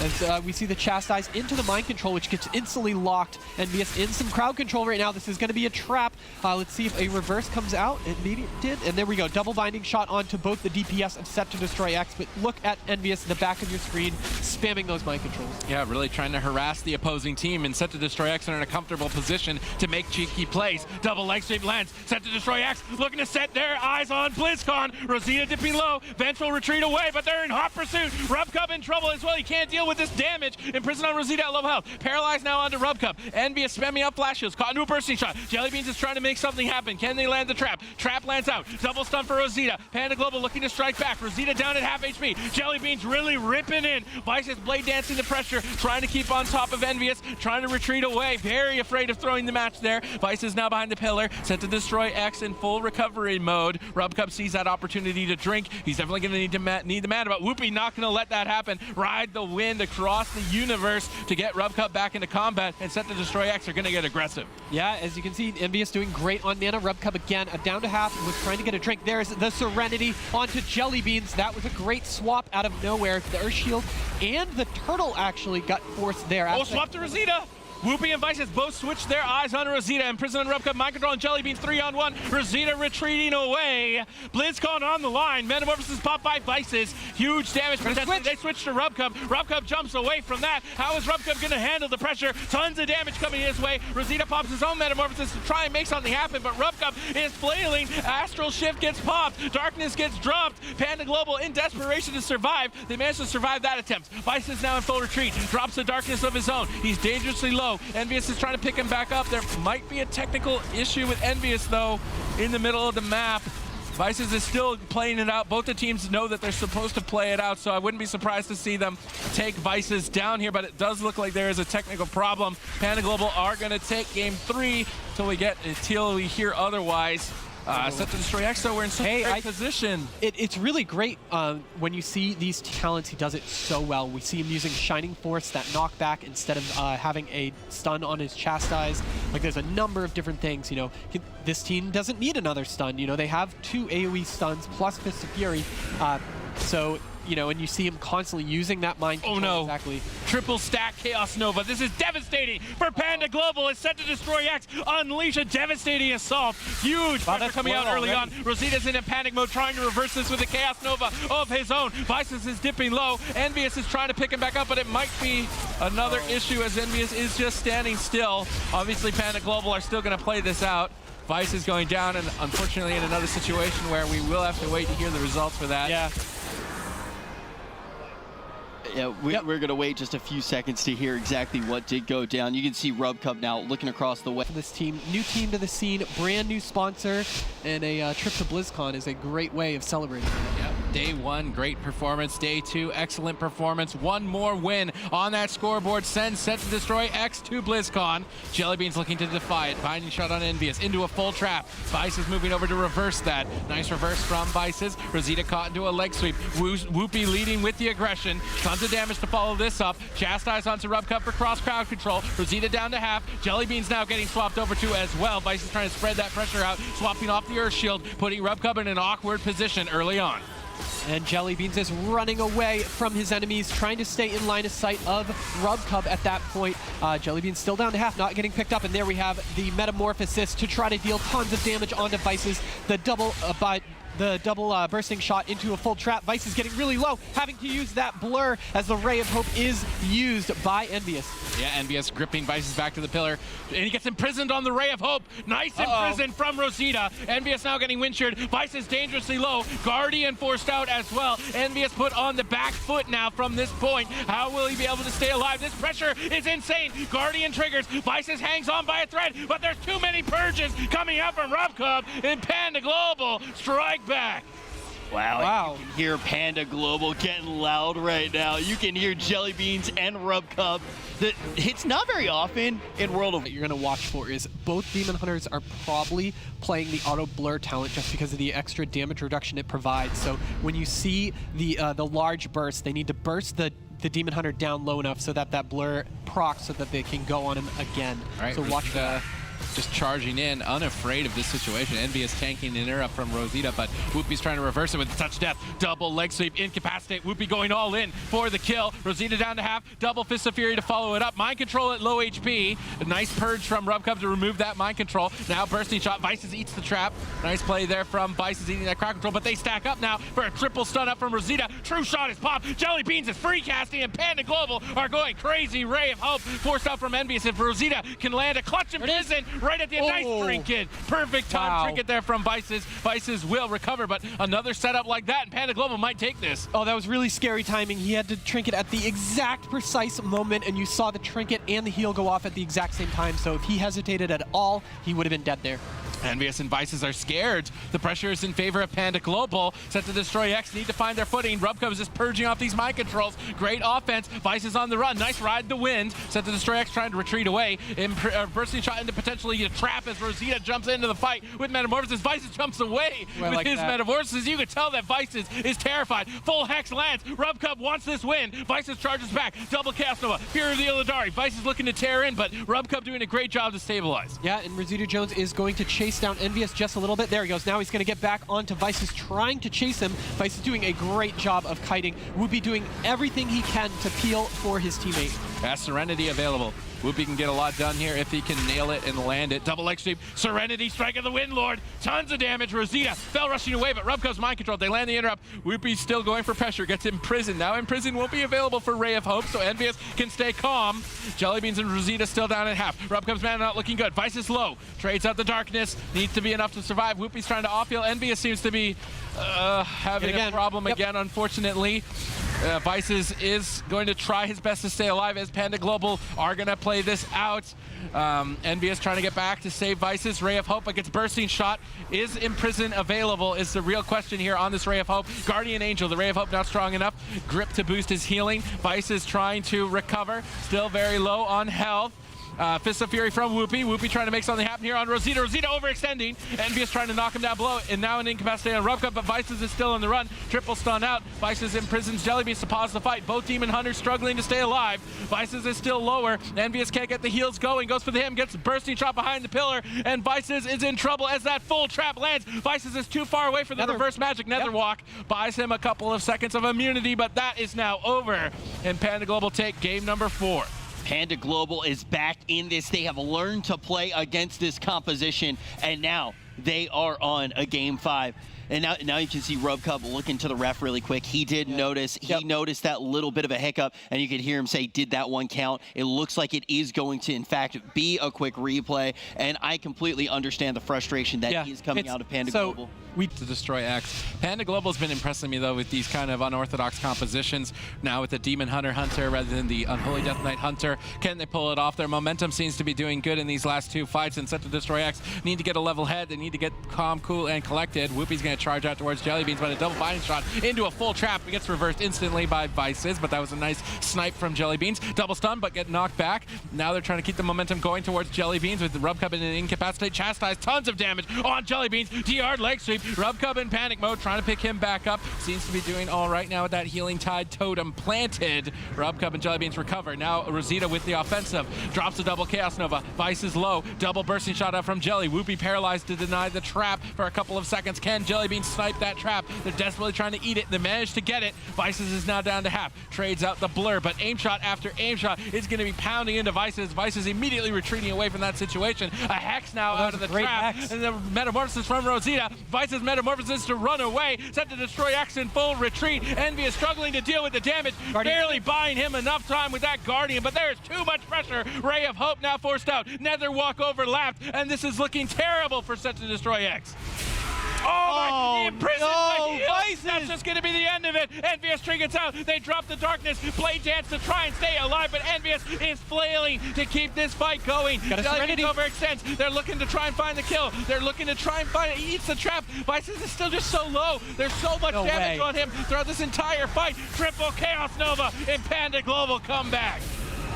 Panda Global is looking like a new team. Look at Rubcub. He is trying to get that ticket to BlizzCon, and all of a sudden, they are just one game met on that, but I don't see it being an advantage. A Shining Force, too, to knock. Oh, that's okay. Okay, that's true. All right, they do have Shining Force. They've got Whoopi with the Crackling Jade Lightning knockback if he gets hit at all because of all the AoEs. All right, here. Game 5, match point. BlizzCon is on the line. Double Chaos Nova out from Vices. Serenity popped by Whoopi. They're looking for a bursty start, but they knocked them away on the burst. Jellybeans gets a free getaway. He was trying to get the Earthen Shield Totem, but they can't reconnect. Rosita getting mind controlled off the side. Okay. There's the mind controls. I like that from Envious, but Rosita gets back up. Imprisoned on Jelly at low health. Whoopi's trying to reconnect. Everybody's all over the place from these There's so knockbacks. many knockbacks. Full trap landed, gets reversed by Vices. Good play there. Rosita still just waiting to imprison that Ray of Hope. There's the double Fist of Fury with in-cap setup by Whoopi. A lot of damage to follow that up. Nice interrupt on Rubcup's heel. Rosita gets mind controlled off the side. Now he's trying to glide back up. The mind controls are good though. Envious is spamming them out. Soaks a Windshire with it. Now gets kicked. Fakes that by Jellybeans. The full trap though will be coming inevitably. Ray of Hope.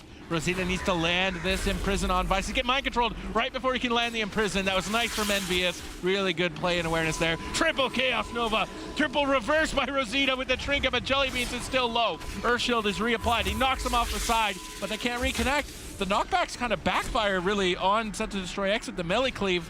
Not sure if I'm a fan so far. Yeah, I mean, there's so many knockbacks with the high explosive trap plus the Shining Force on the opposite side. Envious gets interrupted, immediately mind controlled into that full trap. Let's see if there is a, wow, another one is Vices goes flying off the edge. That trap is going to fade. Let's see if they have any follow-up crowd control. The Hex onto Whoopi at the same time. That was a great job by Rubcub. Vices down to half right now. Guardian Spirit is the only defensive cooldown back. There we go. Serenity is back up. Finding shot. Bursting shot. This is BlizzCon on the line. Guardian out by Envious. Whoopi's trying to make something happen as well. There's Rosita Turtle. Jelly low. Aspect of the Turtle. Imprisoned onto the Guardian. Vices is still low. Rosita is low. Mind control on Rubcub. Barely out of that in time. Ray of Hope denies the kill. Vices is low, but the full trap lands. Darkness gets rubbed. Vices is so low. Triple stun, and Panda Global are looking to go all the way. Bursting shot to follow it up. Netherwalk. Netherwalk barely keeps Vices alive. Gets out of the bursting, but Envious gets hexed up by Rubka for a second. Envious just can't handle the damage. There's too much pressure from Panda Global as they're looking to close this. Vices is barely hanging on by a thread. Jumps down below. Envious trying to connect some flash shields. I have no idea how much. Serenity. Okay. It's possible they're back in the game. Here we go. All right. So let's see if Vices can stay alive during this. Envious gets shocked by Rubcub right there, tossing out those flash shields as fast as possible, getting that Serenity cooldown back. There we go. They're going to turn it back around on to Rosita. Full trap lands, and once again, Vices in a 3v1.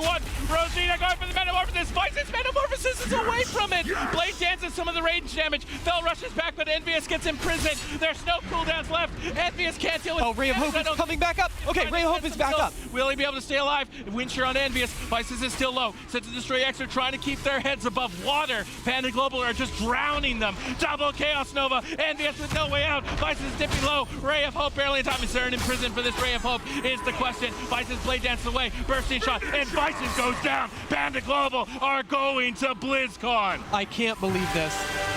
They completely changed the momentum of that game. They looked in the backseat, and now with the... Demon Hunter is a composition that can definitely cut through a Ret Paladin without Earth Shield very, very easily. And since Amni is only going to be able to bring those disc-free shields and heals, we could be seeing Avenge drop very low very quickly here. They're going to start off with a Hodge on Colo here, followed up with maybe a trap. There's the trap by SSDS.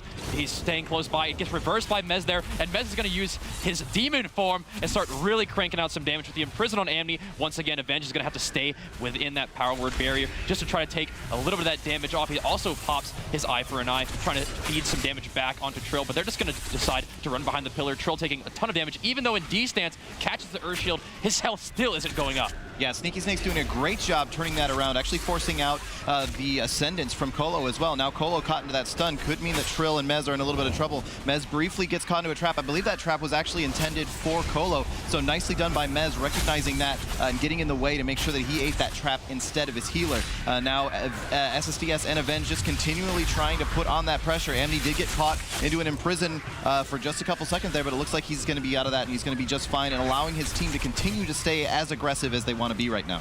SSDS got a fair amount done with that true shot, but now we're seeing Trill continue to take a ton of damage, even without cooldowns up from Avenge or SSDS. Colo is caught into a full trap there. It gets reversed once again by Mez. Mez is totally on top of reversing these CCs, trying to keep his healer out of crowd control effects, but even with his healer able to fairly free cast, Trill is still forced to use that die by the sword. Yeah, Method Synergy in a lot of trouble at the moment. Nice big fear comes out there, actually hit all 3 members of Method Synergy, and Colo got the worst of it, now into the stun as well. Method Synergy under a lot of fire right now. Nice double Chaos Nova coming out from Mez though. That's going to break things up a little bit, actually forces the pain suppression out from Amni onto Avenge. Avenge still staying aggressive, actually putting lots of damage into Mez right now. Mez does not have any of his defensive cooldowns available. If they can keep that pressure up, they may be able to force out a Spirit Link, but it looks like they're actually going to have to pull back a little bit because Avenge is also still taking lots of damage, actually getting super low right now. That's going to force out the Divine Shield for Avenge, but Trill is in a lot of trouble himself, getting really low. Nice triple fear comes out. Colo gets feared off into Narnia once again. How is Trill going to survive through this? The darkness comes out from Mez. Very nicely done. Mez tried to break the trap, but unfortunately it still landed on Colo, and that's going to take down Trill. Wow, so Sneaky Snakes, after their loss yesterday, said they needed to focus on making sure they chain their CC. Win it, then they get to continue on, but if they lose, they're actually eliminated from the tournament. So to be up 1-0 already here on Ash Rain's Fall has to feel absolutely great. A huge confidence boost for them. We're going to see if they can keep it going as things start to get underway here. We already have Mez moving in and Trill as well, trying to start getting some early damage going. Hammer of Justice into a full trap onto Colo may be a little bit dangerous there, but they actually were able to reverse magic. Mez was able to reverse magic that trap back onto SSDS, and they're actually keeping some. They're actually starting to get some of their pressure going now.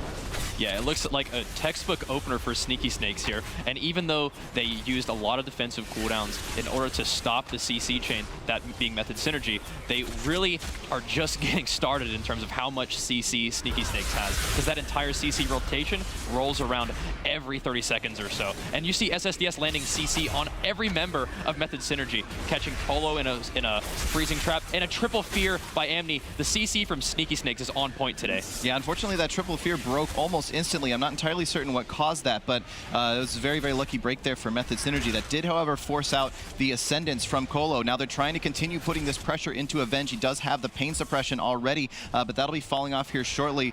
Short stun goes out onto Colo. I believe that was only a half Hammer of Justice onto Colo, followed up with the bursting shot into the trap now as well. So Mez and Trill need to be really careful here. Colo does end up actually getting out of that. I believe that was yet another reverse magic there coming from Mez, and they're going to be able to start turning this pressure back around once again as Avenge has to run away, taking tons and tons of damage, but Trill and Mez have actually been able to reconnect. The life grip comes out. That's going to pull Avenge away, but Mez is right hot on the trail once again, trying to keep that going. Amni gets locked out. Shadowman's coming out, though. He's a discipline priest. He can continue casting even after a lock like that, and now Mez having to go and hide with that blur active just to try and survive. It's insane. Amni had the ability to free cast Shadowman's there and still couldn't prevent Evangeline's bubble. But we're seeing the pressure being turned on to Mez here. An excellent double fear by Trill is going to buy Mez a little bit of time to get behind the pillar and catch some heals from Colo there. One of the things that Sneaky Snakes are doing so well is they're actually swapping off of Urshield. Anytime Mez gets Urshield, they're immediately on Trill, and that's what we're seeing again right now. Defensive stance definitely reduces some of the damage that Trill takes,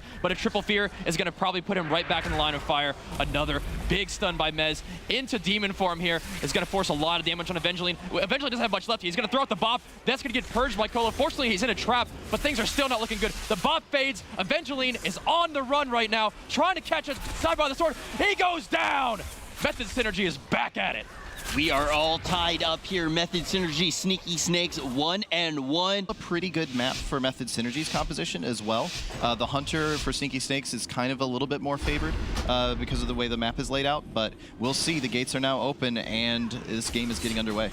Yeah, there's not going to be a lot of room for Colo to avoid CC. We actually see SSDS going for the Wyvern here, changing his talents up just a little bit, and we're seeing a die by the sword from Trill almost instantly in this matchup. Followed that trap up with the fear, did Amni, and the damage is continuing to pour in, but it looks like Meza trying to turn things around with a big Fell Barrage. SSDS positioning himself nicely in the back to avoid the cleave from the Warrior and Demon Hunter. It looks like Method Synergy on their back foot here.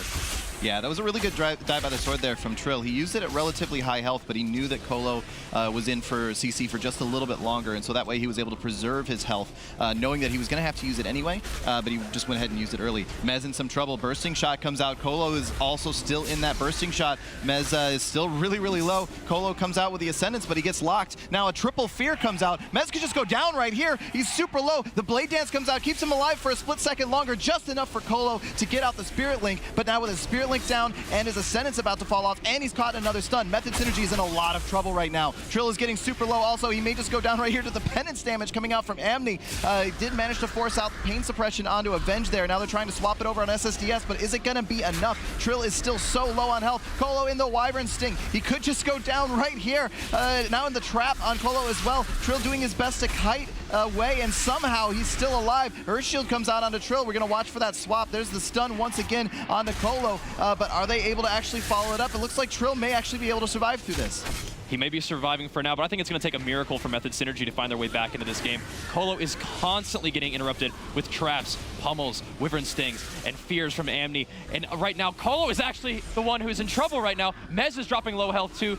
Mez barely avoids the bursting shot, but he can't stop the trap on Colo. Mez could go down here. He reverses the trap onto SSDS. That's going to buy him a little bit of time, but they are having the most trouble trying to get any offense. They're constantly on the defense, running around this pillar. Mez is hopping off, but Evangeline right now, while Amni is in that prison, is dropping down to about half health. Trill in hot pursuit here. They could be turning things around here, Josh. Yeah, they could, definitely. The problem that Method Synergy's comp has is they really don't have too much in the way of CC. When that Fear and that Wyvern Sting come out onto Colo, there's going to be a follow-up trap as well. I guarantee it. He's going to try for it, but it didn't actually land.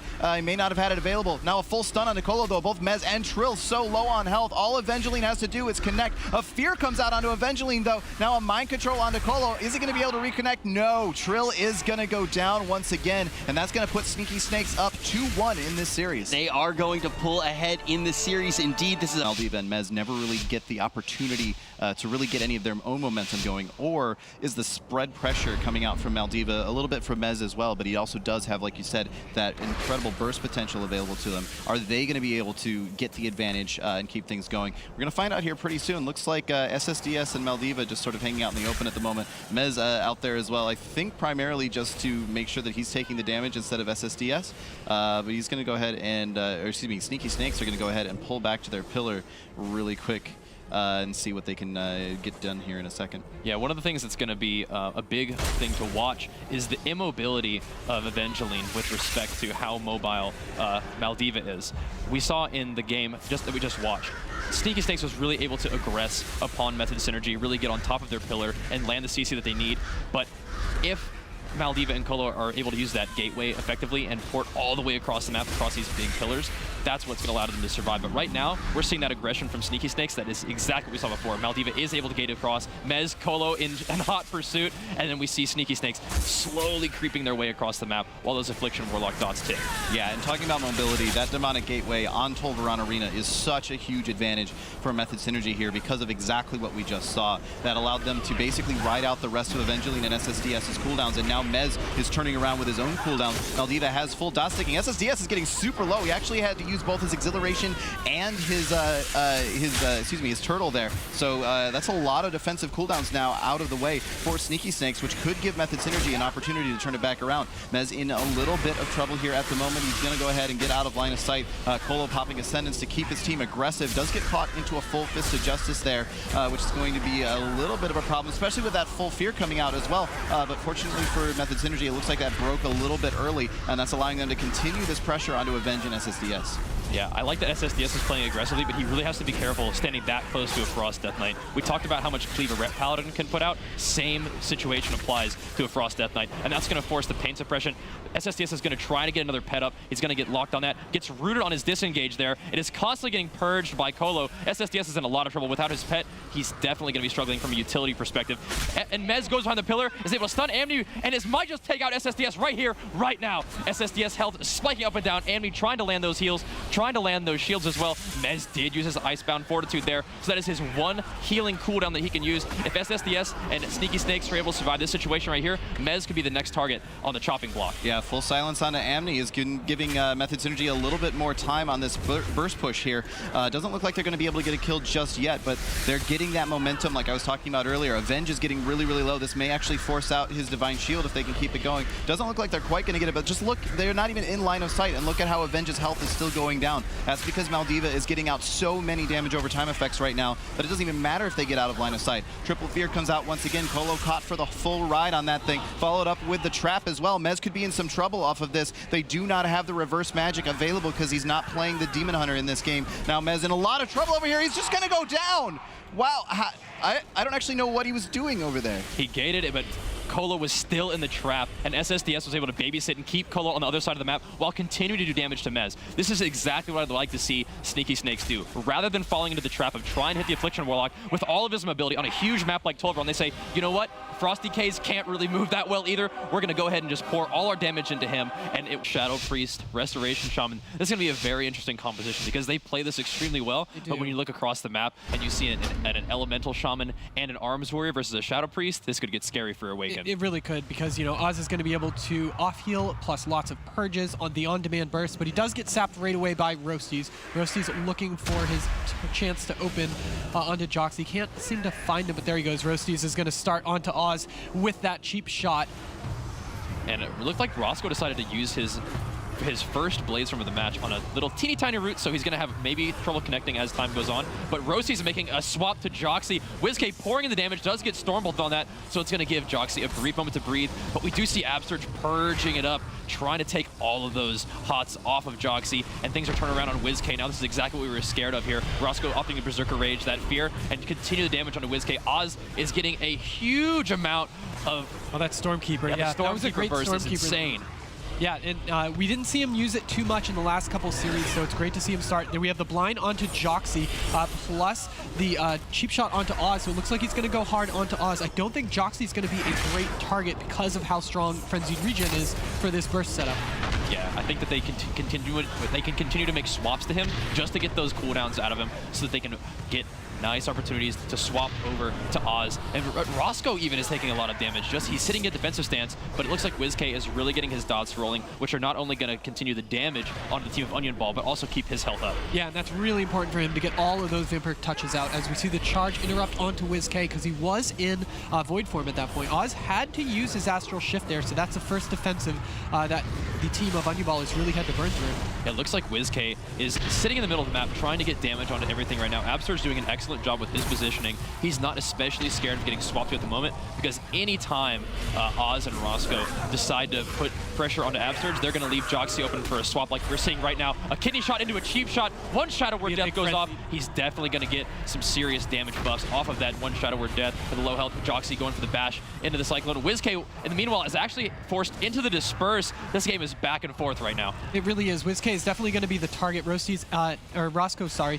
using Blade Storm to get out of that route so he can stay on his target, which is WizK. WizK needs to get his dots back up to help Absurge out. Absurge's looking great. Good mana as a Resto Shaman because he is purging a whole lot. Now Joxy full mana because there hasn't been too much pressure, but Roscoe in that cheap shot getting a little bit low, does catch the Iron Bark from Joxy, who also had to Trinket during that exchange too. So WizK and Roasty's doing a great job, but Roasty's has a while for his offensive cooldowns to come back up. That was some pretty patient cooldown usage by Roscoe there. A lot of times a Warrior dropping that low would press that parry. Joxy says, I got you with the Iron Bark, save that parry, but we did see Joxy's Trinket.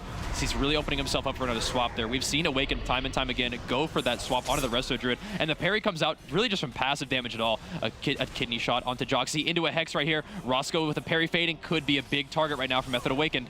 Yeah, and that was a great job of Oz getting the Hex off of Joxy, so they're going to have to look for that crowd CC to be able to set up. So they're going to need CC onto Oz so he can't remove the curse off of Joxy as we see a Storm bolt on to WizK, but WizK looking pretty good, keeping himself healthy right now, but that Colossus Smash comes in on him, and we have Oz taking a bunch of damage with the kidney shot from Roasties. Roasties doesn't have too much. His artifact is going to be back up though, but that Shadow Dance he used is going to fade. was able to get the blind into the sap on Joxy. The sap is fading right now. He gets the resap into a silence. Oz is super low health, lands the war stop, tries to go for the heal, and gets knocked down before he can land it. So I was about to call out that, we saw the life swap from WizK, onto Roasties at that moment. Let's see if they can bring it back in this second game. Method Awaken leads by 1. The gates are now open. I think that we can look to see Oz take a box instantly. I know on this map, Oz loves those boxes. It's just throw out the flame shocks, get those instant lava burst procs, but he does get sapped instantly. Rosie says, I know where you're trying to go, and we're going to go ahead and get that. Oh, he found finds Joxy and stealth. This could be a horrible opener for Onion Ball here. Oh, this was a really smart fear at this point, because that does mean WizK isn't going to help Joxy with this. Joxy using the Bark skin immediately. No, it's going to be a problem with Oz, those extra heals. Oz is going to be crowd control. Wow, with the early smoke bomb onto Oz, because Joxy having to run back up and does get full blinded, is going to trinket it right away. So Oz didn't have to use the Astral Shift or his trinket, luckily, but it's not that great for Joxy at this point with his trinket down. Yeah, that was excellent heals in the opener. That could have been horrible for Onion Ball, but it looks like they've come out at least surviving for now. But we do see the Stormkeeper leaving down WizK. Warbandit from Roscoe here. Let's see if it catches any CC, but he's still super low health. Those purges are really doing some damage. He's going to try to turn a little bit of aggression onto Absurge to reduce those purges. But right now, Roasties and WizK have him right where he wants him. Let's see if we have any follow-up CC on Joxy that can try to keep Roscoe down in low health and maybe even force out the parry. And that's what they really need to do. That's a gigantic heal from Joxy, as Oz is going to get interrupted a little bit, but like we said, he's got many schools as you see him casting the Lava Burst onto WizK. It does look like WizK is going to be the target of choice. The Thorns does come out from Joxy onto Oz, but Roasties is just going to go right onto it. That Shadow Dance coming out from him also, as he does get the kidney shot onto Joxy right there. Joxy got denied the heals just for a little bit, but this is what I was talking about with the Earthquakes. They're going to have to make their way through this and possibly get knocked down by that stun. Joxy getting feared away because he did dispel that VT, and that's another important part of this playing against a Shadow Priest, is you really have to get rid of as many VTs as possible. Yeah, we're seeing classic Oz gameplay here. Basically, take a pillar, drop Earthquakes down, get as much damage as you can on the opposing team as they're running towards you. As soon as you lose control of that pillar, it's time to evacuate and run all the way across the map again. But right now, Oz is getting caught cheap shot. Joxy into full fear. This could be very scary for Oz. If Rose is able to follow up with the sap off the fear, this is over. He gets kicked and he goes down. Really nice CC chain there by Method Awaken. They are looking sharp. And they are also one game away. Onion Ball running that Thundercleave are trying to go for a little bit more of a dampening game. They're using so much of their CC defensively and using it well, but Method Awakened is really taking the game to them and playing very offensively. And I do want to see if Onion Ball decides to change up that strategy here. Joxy's actually playing Overgrowth, which is something we don't normally see out of Resto Druids right now, so maybe that's the swap they need. But again, he got sapped out of stealth. He was right exactly where Roasties expected him to also. The triple sap into the kidney shot. Roasties going to go all in with the Shadow Blades, the artifact on use, as he gets a cheap shot off too. Well, those Frenzy regen is going to heal him so much right there as you see his health going up. But they're going to immediately swap over onto Oz. This is the same opener as last time with the smoke bomb on top of Oz. We did see the fear onto Absurge this time, but the fear really wasn't at a point where anything's going to happen with that. WizK does have that Earth Shield up. He's content to get VTs, does get locked out on that VT. If Roscoe can get some help in stopping those vampiric touches, he does get a shear from Oz there. If they can keep those vampiric touches down, it's going to be an opportunity for them to actually deal some damage, because once WizK gets them rolling, his health is going to be nice and comfortable, and Absurge is going to be able to do all the purging that he's done in the past that really takes away a lot of the strength of a Resto Druid. Yeah, now Roasties is trying to make his way very slowly over to Joxy, as Roscoe's going to, again, leap over and interrupt WizK yet again. But there we go. Now Roasties with the kidney shot. They're going to go hard, as WizK was in void form right there, but there was some great stops. Didn't get very much value out of that one. As you see Joxy just trying to stay behind the pillar to make sure that WizK can't get that third vampiric touch up. It looks like Absurge is going for early. Might as well, right? Yeah, There's he may no as pressure well. on your team. One of the things that I want to see here, though, is a little bit more pressure on Joxy, but they may not need it. They just land the silence on Joxy, does force the shield wall from Oz here, but I don't know if it's going to be enough. It looks like a cheap shot onto Roscoe on his battle cry, really stopping that offensive cooldown. Meanwhile, Absurge throws down the Earth and Shield Totem on top of both of his DPS, which allows them to run forward onto the kidney shot with Joxy. Lands a huge triple fear. If we get a sap off of this, Oz could be down for the count once again. It's a good war stomp with the leap away. He's able to make his way over to Joxy, who does use the Iron Bark on him to keep him alive. Absurge still great mana because of that drink. You know, Joxy that That Iron Bark is going to fade off of Oz in a second. So Roasty's just trying to make his way over. Here we go. We have a Stormkeeper coming out onto WizK. Lots of damage, forces a disperse. Okay, this is good. Now this is what they need to see happen. There was great cross crowd control twice in a row onto Absurge and Roasty's. Left WizK kind of by himself. It looks like Onion Ball is trying to get a little sharper here, but meanwhile we see every member of the Onion Ball team CC there for a moment. The silence just now fading on Joxy, but Oz really has nothing left. He has to gust of wind across the map, trying to find himself a pillar to find some refuge from this insane Method Awakened squad. WizK has got all of his Shadow Priest damage rolling right now. Once again, content to sit in the middle of the map because Absurge is not under pressure. With Absurge being able to just throw any sort of heals he needs right now, his team is looking very comfortable. WizK does get caught in a the positioning of Onion Ball is so much better this game. You see Roscoe on top of WizK. Oz is over near a pillar, away from Joxy, so that he can constantly heal himself if needed. Just heal himself through the dots. Great crowd control onto WizK so far, but he's able to get those Vapor touches back up as he's going to go in for a fear. Let's see if he lands it onto Joxy, but great job by Roscoe seeing that happen. Is going to heroic leap over and stop him. Needs to keep him snared so that Joxy can pre-kite away from that fear, but a full blind is on to Joxy right now as Oz is taking a bunch of damage, but a great Thunderstorm knocks him away, followed by the half sap onto Joxy. The sap, that was really nicely played by Roscoe, recognizing the CC chain and cutting it in half there with his War Banner. Although now Method Awaken is turning their pressure onto Joxy, which is something that they've done in the past. Joxy is not playing Trinket this game though, opting for the Relentless, which is definitely going to reduce a lot of that incoming CC and maybe make him less of a swap target. Yeah, Roasty's still by himself, kind of out behind, doing damage to both Joxy and Oz right there. Was able to land a kick onto Oz. I do believe that was on his nature. Yep, it was on his nature tree, so he was able to cast Lava Burst right away. Roasty's is on Roscoe. They're kind of abandoning Roscoe for a second, but what's great about this positioning, again, not only can Oz heal himself, but he can heal Roscoe while Joxy can kind of take care of the hots. I think one of the things that defines a successful Elemental Shaman is their ability to use their mobility and kite across the map. And I think one of the things that Roscoe's doing better this time is actually peeling for him. Right now, he's not peeling for him very well, and it's going to definitely pay the price here. Oz into another cheap shot, dropping super low health. One of the great fear. A huge fear there. One Shadow Word Death going off. Oz looking to retreat behind the pillar, trying to get himself a few heals. Roscoe is trying to peel WizK away from his Elemental Shaman, but if Rosi is able to catch Oz behind the pillar here with Joxy on the other side, it could be devastating for Onion Ball. Yeah, it's really important that WizK gets shut down every time he enters into Void form, which is exactly what happened right there. Now we have the Smoke Bomb, tons of damage coming out. Great Thunderstorm, but Rosi's able to jump right back onto him, and there was almost no chance. This series was so one-sided beginning to end. Onion Ball will be BlizzCon, and casting all of the action, it's Supatees and Venruki.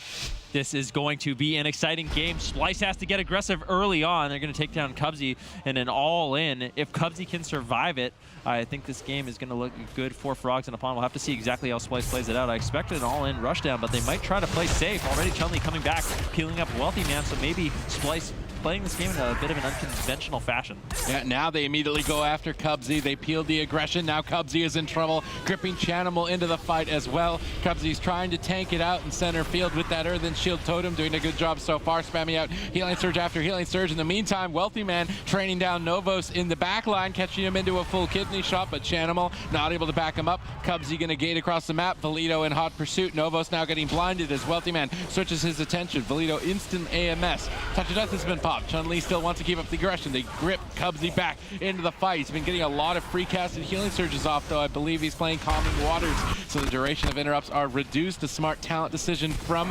Cubsy, knowing that they have multiple kicks. It will be difficult to cast, but he is now restabilized. Wealthy Man's trying to get aggressive. Chun-Li, though, is on Wealthy Man's back, trying to solo him. Says, if you're going to train my healer really far away from yours, I'm going to punish you, keeping him down at half. Cubsy's forced to switch Earthshield. As soon as Earthshield switches over, they go back to Cubsy, catching him in that full asphyxiate, gripping Chanimal now into the fight. Splice is starting to rot down. If Cubsy can stay alive through this cleave a bit longer, I think Novos might be in trouble. Yeah, Novos is in big trouble. This is a strategy we see from Splice a lot. Chun-Li comes back. He tries to babysit as much as he can. Cubsy getting really low, though. Caught in the incapacitate, interrupting that heal. The DR Fist of Fury. Is Cubsy going to be able to survive? Drops the Spearling Totem. Wealthy Man running in. That's killed off immediately. Luckily for Cubsy, he's able to top off. Now Splice in a really horrible position. Everyone's sort of rotting down, but Ascendant's going to be tossed out by Novos. That might be able to top off his entire team. Wealthy Man dipping low as well. He has Cloak. He has Invasion. Vendetta's up. If Wealthy Man can connect to Novos with some dots from Chanimal, he could cause a huge amount of pressure at this point of the game. Yeah, Cubsy still getting trained down by Valito. Chun-Li is splitting and soloing Wealthy Man. Wealthy Man's trying to train down the healer, but it's just not working out.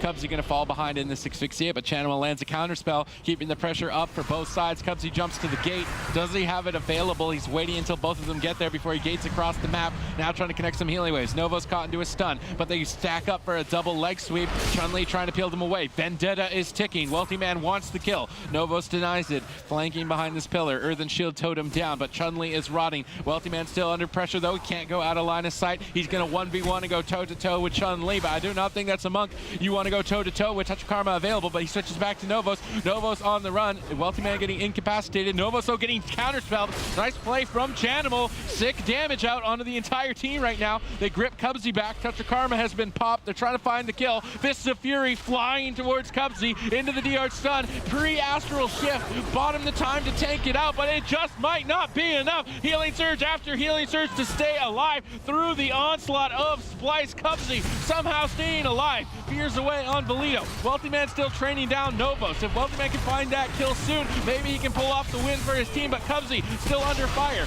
Earthen Shield Totem has been blown. Nothing is left, and Cubsy falls. Frogs in a Pond going down in game number 1. So much on the line here, and Splice going to pick up their first win. They are primed to go to BlizzCon, but let's break down this match. What exactly do we see? What do we think of the compositions here? Honestly, I think the most key or most important thing about Definitely could be. Frogs in a Pond want to risk the biscuit here in game number 2. BlizzCon is on the line. The winner of this will advance to the top 6 and a BlizzCon ticket. Valito, Chun-Li, Novos charging to center field. Wealthy Man's going to meet them. Cheap shotting away Chun-Li, but not finding another target. No Garrote, which means Wealthy Man's initial damage is going to be very low. This is a terrible start for Frogs. Chun-Li getting feared away. Chanimal focusing more on crowd control. He may run at Novos though, dotting him up. Novos getting stunned in the middle of the map, but now getting paralyzed. Chun-Li looks to peel for Novos. Cubsy dog piles on top, but eats the double leg sweep. And yes, Frogs in a Pond are going to go all in. Everybody on top of everybody, dog pile to the finish. Yeah, this is a lot of damage coming out. Cubsy taking most of it at this point, gets interrupted. Astral Shift is going to be used, making him exceptionally tanky at this point in the game. Blood Elf Silence coming in as well. So right now, Frogs in the Pond, they are eating a lot of these off stuns, off Blood Elf Silence, making oh, Novos missed the jump. Their damage. Novos missing his jump. That could be a big deal here. Cubsy actually jumping down as well. Novos getting low. Cubsy getting low. Who's going to go down first? Valito also taking some raw damage. Chanimal's going crazy right now, popping that Blood Fury, empowering his dots, trying to get a lot of pressure early on. Yeah, Novos is still feeling the heat, trying to cast some healing surges out. Does manage to duck through Wealthy Man's kick. Chun-Li's trying to back him up, but now moving over towards Cubsy, trying to put the pressure on, but Cubsy's calming water's paying off. Full kidney shot on Novos in line of sight of Chanimal. Everybody is going to get dotted up. They seduce Chun-Li, knocking him away in the stun, pausing the aggression, allowing them to push forward, but they're still stacked up. Double leg sweep lands. Novos still getting soloed by Wealthy Man. Great pressure. Now the seduce onto Novos. Trinket into a wind shear. Novos falling behind. Valito has to trade out anti-magic shell. Cubsy doing a good job to tank out the damage this far, but it is costing his mana. Earthen Shield Totem down as he works through the interrupts. Wealthy Man coming back to peel, stunning Chun-Li away. Novos is going to be the primary target for Frogs in a Pond. Difficult to connect. Chanimal, Wealthy Man, nice earth grab by Novos. Chanimal and Wealthy Man are stuck behind that. Cubsy goes down. He just goes down with the Serenity, getting lower and lower. Unfortunately for Cubsy, I mean, he can only last so long against a Windwalker DK. Got caught into a full asphyxiate and basically, yeah, he exploded at the end of that game. Splice is looking incredible here. Just one game away from them and deny that. Do they have the power, Benruki? I'm not sure. We'll have to see. It's going to be up to Wealthy Man to create a lot of pressure on Novos. Channels makes it have to make sure he's going to be CCing Chun-Li, CCing Valito in this game, just slowing down their pressure on Cubsy. Cubsy has to do a really good job kiting as well. It looks like Wealthy Man's going to be opening up. Maybe actually opting to go on DPS this game, putting a lot of pressure on Valito early on with that kidney shot. So this strategy change could be good. Novos getting locked out. Valito getting lower and lower. AMS going to be forced out as well. You can see Cubsy, he's just hiding in the cubby. He wants no part of that Windwalker DK. Yeah, he's trying to avoid the death grip, but Valito finds him. Cubsy now caught into a stun. Chanimal trying to peel them away with an Infernal. Cubsy jumps away, desperately trying to escape Valito's clutches, but they are relentless. Double Fists of Fury. Serenity is now over. Cubsy gates away, but Chun-Li in hot pursuit with the ride the wind down. Valito can chase, but he's just taking too much damage. Wealthy Man turns on the faucet. Huge pressure. Anti-magic zone is almost not even enough. Full hex from Cubsy. Snuck in onto Novos. Icebound Fortitude, the last line of defense. Silence, Fists of Fury. Desperate into a fear. Barely gets that Spirit Link off. Wealthy Man now dipping low, evasion, pop, but this pressure is much better for Frogs in the Pond if they can hang on. Yeah, Cubsy needs to hold on. He gets incapacitated on that heel of Valido, needing to run away though, taking so much damage. Nova's getting interrupted once again. This pressure coming in from Frogs in a Pond is incredible. Valido still line of sighting, realizes they're in a lot of trouble. Novos has to catch up somehow. Chun-Li coming back. They're hitting the DPS. Look at Chanimals. He's just in their faces, getting dots on everyone. Valido caught into the full kidney shot. Now Cubsy in such a good spot. Down to half mana though. Novos can hold on just a little bit longer. They might have that mana advantage, but I don't think it's going to come down to that. I mean, Novos needs to hold on. He doesn't have Ascendance. This is actually difficult for Novos to heal through if Cubsy can just stay alive. Novos manages to get back to the pillar, get a couple of healing surges. Finally, now both players connecting on Cubsy. Tournament, BlizzCon on the line. Cubsy's trying to deal with it, gets interrupted. Will Cubsy fall? Huge damage, follows up. Fearlink barely saves him in the nick of time. Wealthy Man trying to build up momentum. Vendetta is slowly going to be available. Valido doesn't have cooldowns for it. If Wealthy Man pulls the trigger, Vendetta has been popped. Cubsy gets a getaway. Novos in a good position though to heal Valido. If they can counterspell Novos, they can find a kill, but Valido's playing defensively, pulling back to the pillar. Wealthy Man getting paralyzed. The Vendetta getting tanked out. Full kidney shot from Wealthy Man, but Chanimal can't back him up. Chun-Li peeling Wealthy Man away and swapping over. Down to half. Cubsy almost capped on mana, trying to keep Wealthy Man aggressive, but they survived the Vendetta onslaught. Now that cooldown's out of the way, they're going to have free reign to go after Cubsy, catching him into an asphyxiate. The split pressure though from Chanimal. Chanimal's trying to keep his team in this game, but does he have the damage to do it? Novos stays ahead of the dots, dispelling them off. Another kidney shot onto Valido. Wind shear on Novos. Nice play from Cubsy, trying to get more momentum. No touch of karma for Chun-Li as he's dipping lower and lower. Novos falling behind to the pressure. He can't fake cast the counterspell. Chanimal trying to land that. Now Novos finally able to get a healing wave out. Cubsy looking for a cheeky hex, but cheeky plays could cost him the game. Astral shift to try and tank out the pressure. Chun-Li is rotting down. Valido trains out anti-magic shell. Novos caught into the blind, trinkets that immediately, knowing that he needs to keep his team aggressive for this final push. Serenity gets popped. Cubsy into the leg sweep, jumps away, barely getting to safety. Chun-Li getting stunned away now as well. Cubsy catching some quick heals, but he's running out of mana. His team needs to make something happen now. Yeah, Chun-Li's going to be relatively safe as well. He has that touch of karma. He's safe to push, looking for that kill. Incapacitate on Cubsy. How is Cubsy going to live this? Wealthy Man coming back in desperation, trying to peel. Cubsy gets interrupted. He gets gripped and taken down. Splice advances to BlizzCon and top 4 in this tournament. Yeah, how are you going to beat the aggression of that Walking Dead cleave, especially when it is played by Splice, one of the best teams in the world at this composition, and now the rest of the world is going to have to worry about them at BlizzCon. They're still playing it out, but with Ascendance popped, I really don't think Novos can lose this at this point. They did a great job landing counter spells early on, but then Novos and Valido repositioned defensively. That swap to defensive play kept them alive and bought them a 3-0 against Frogs in a Pond. There they are, Splice, Valido.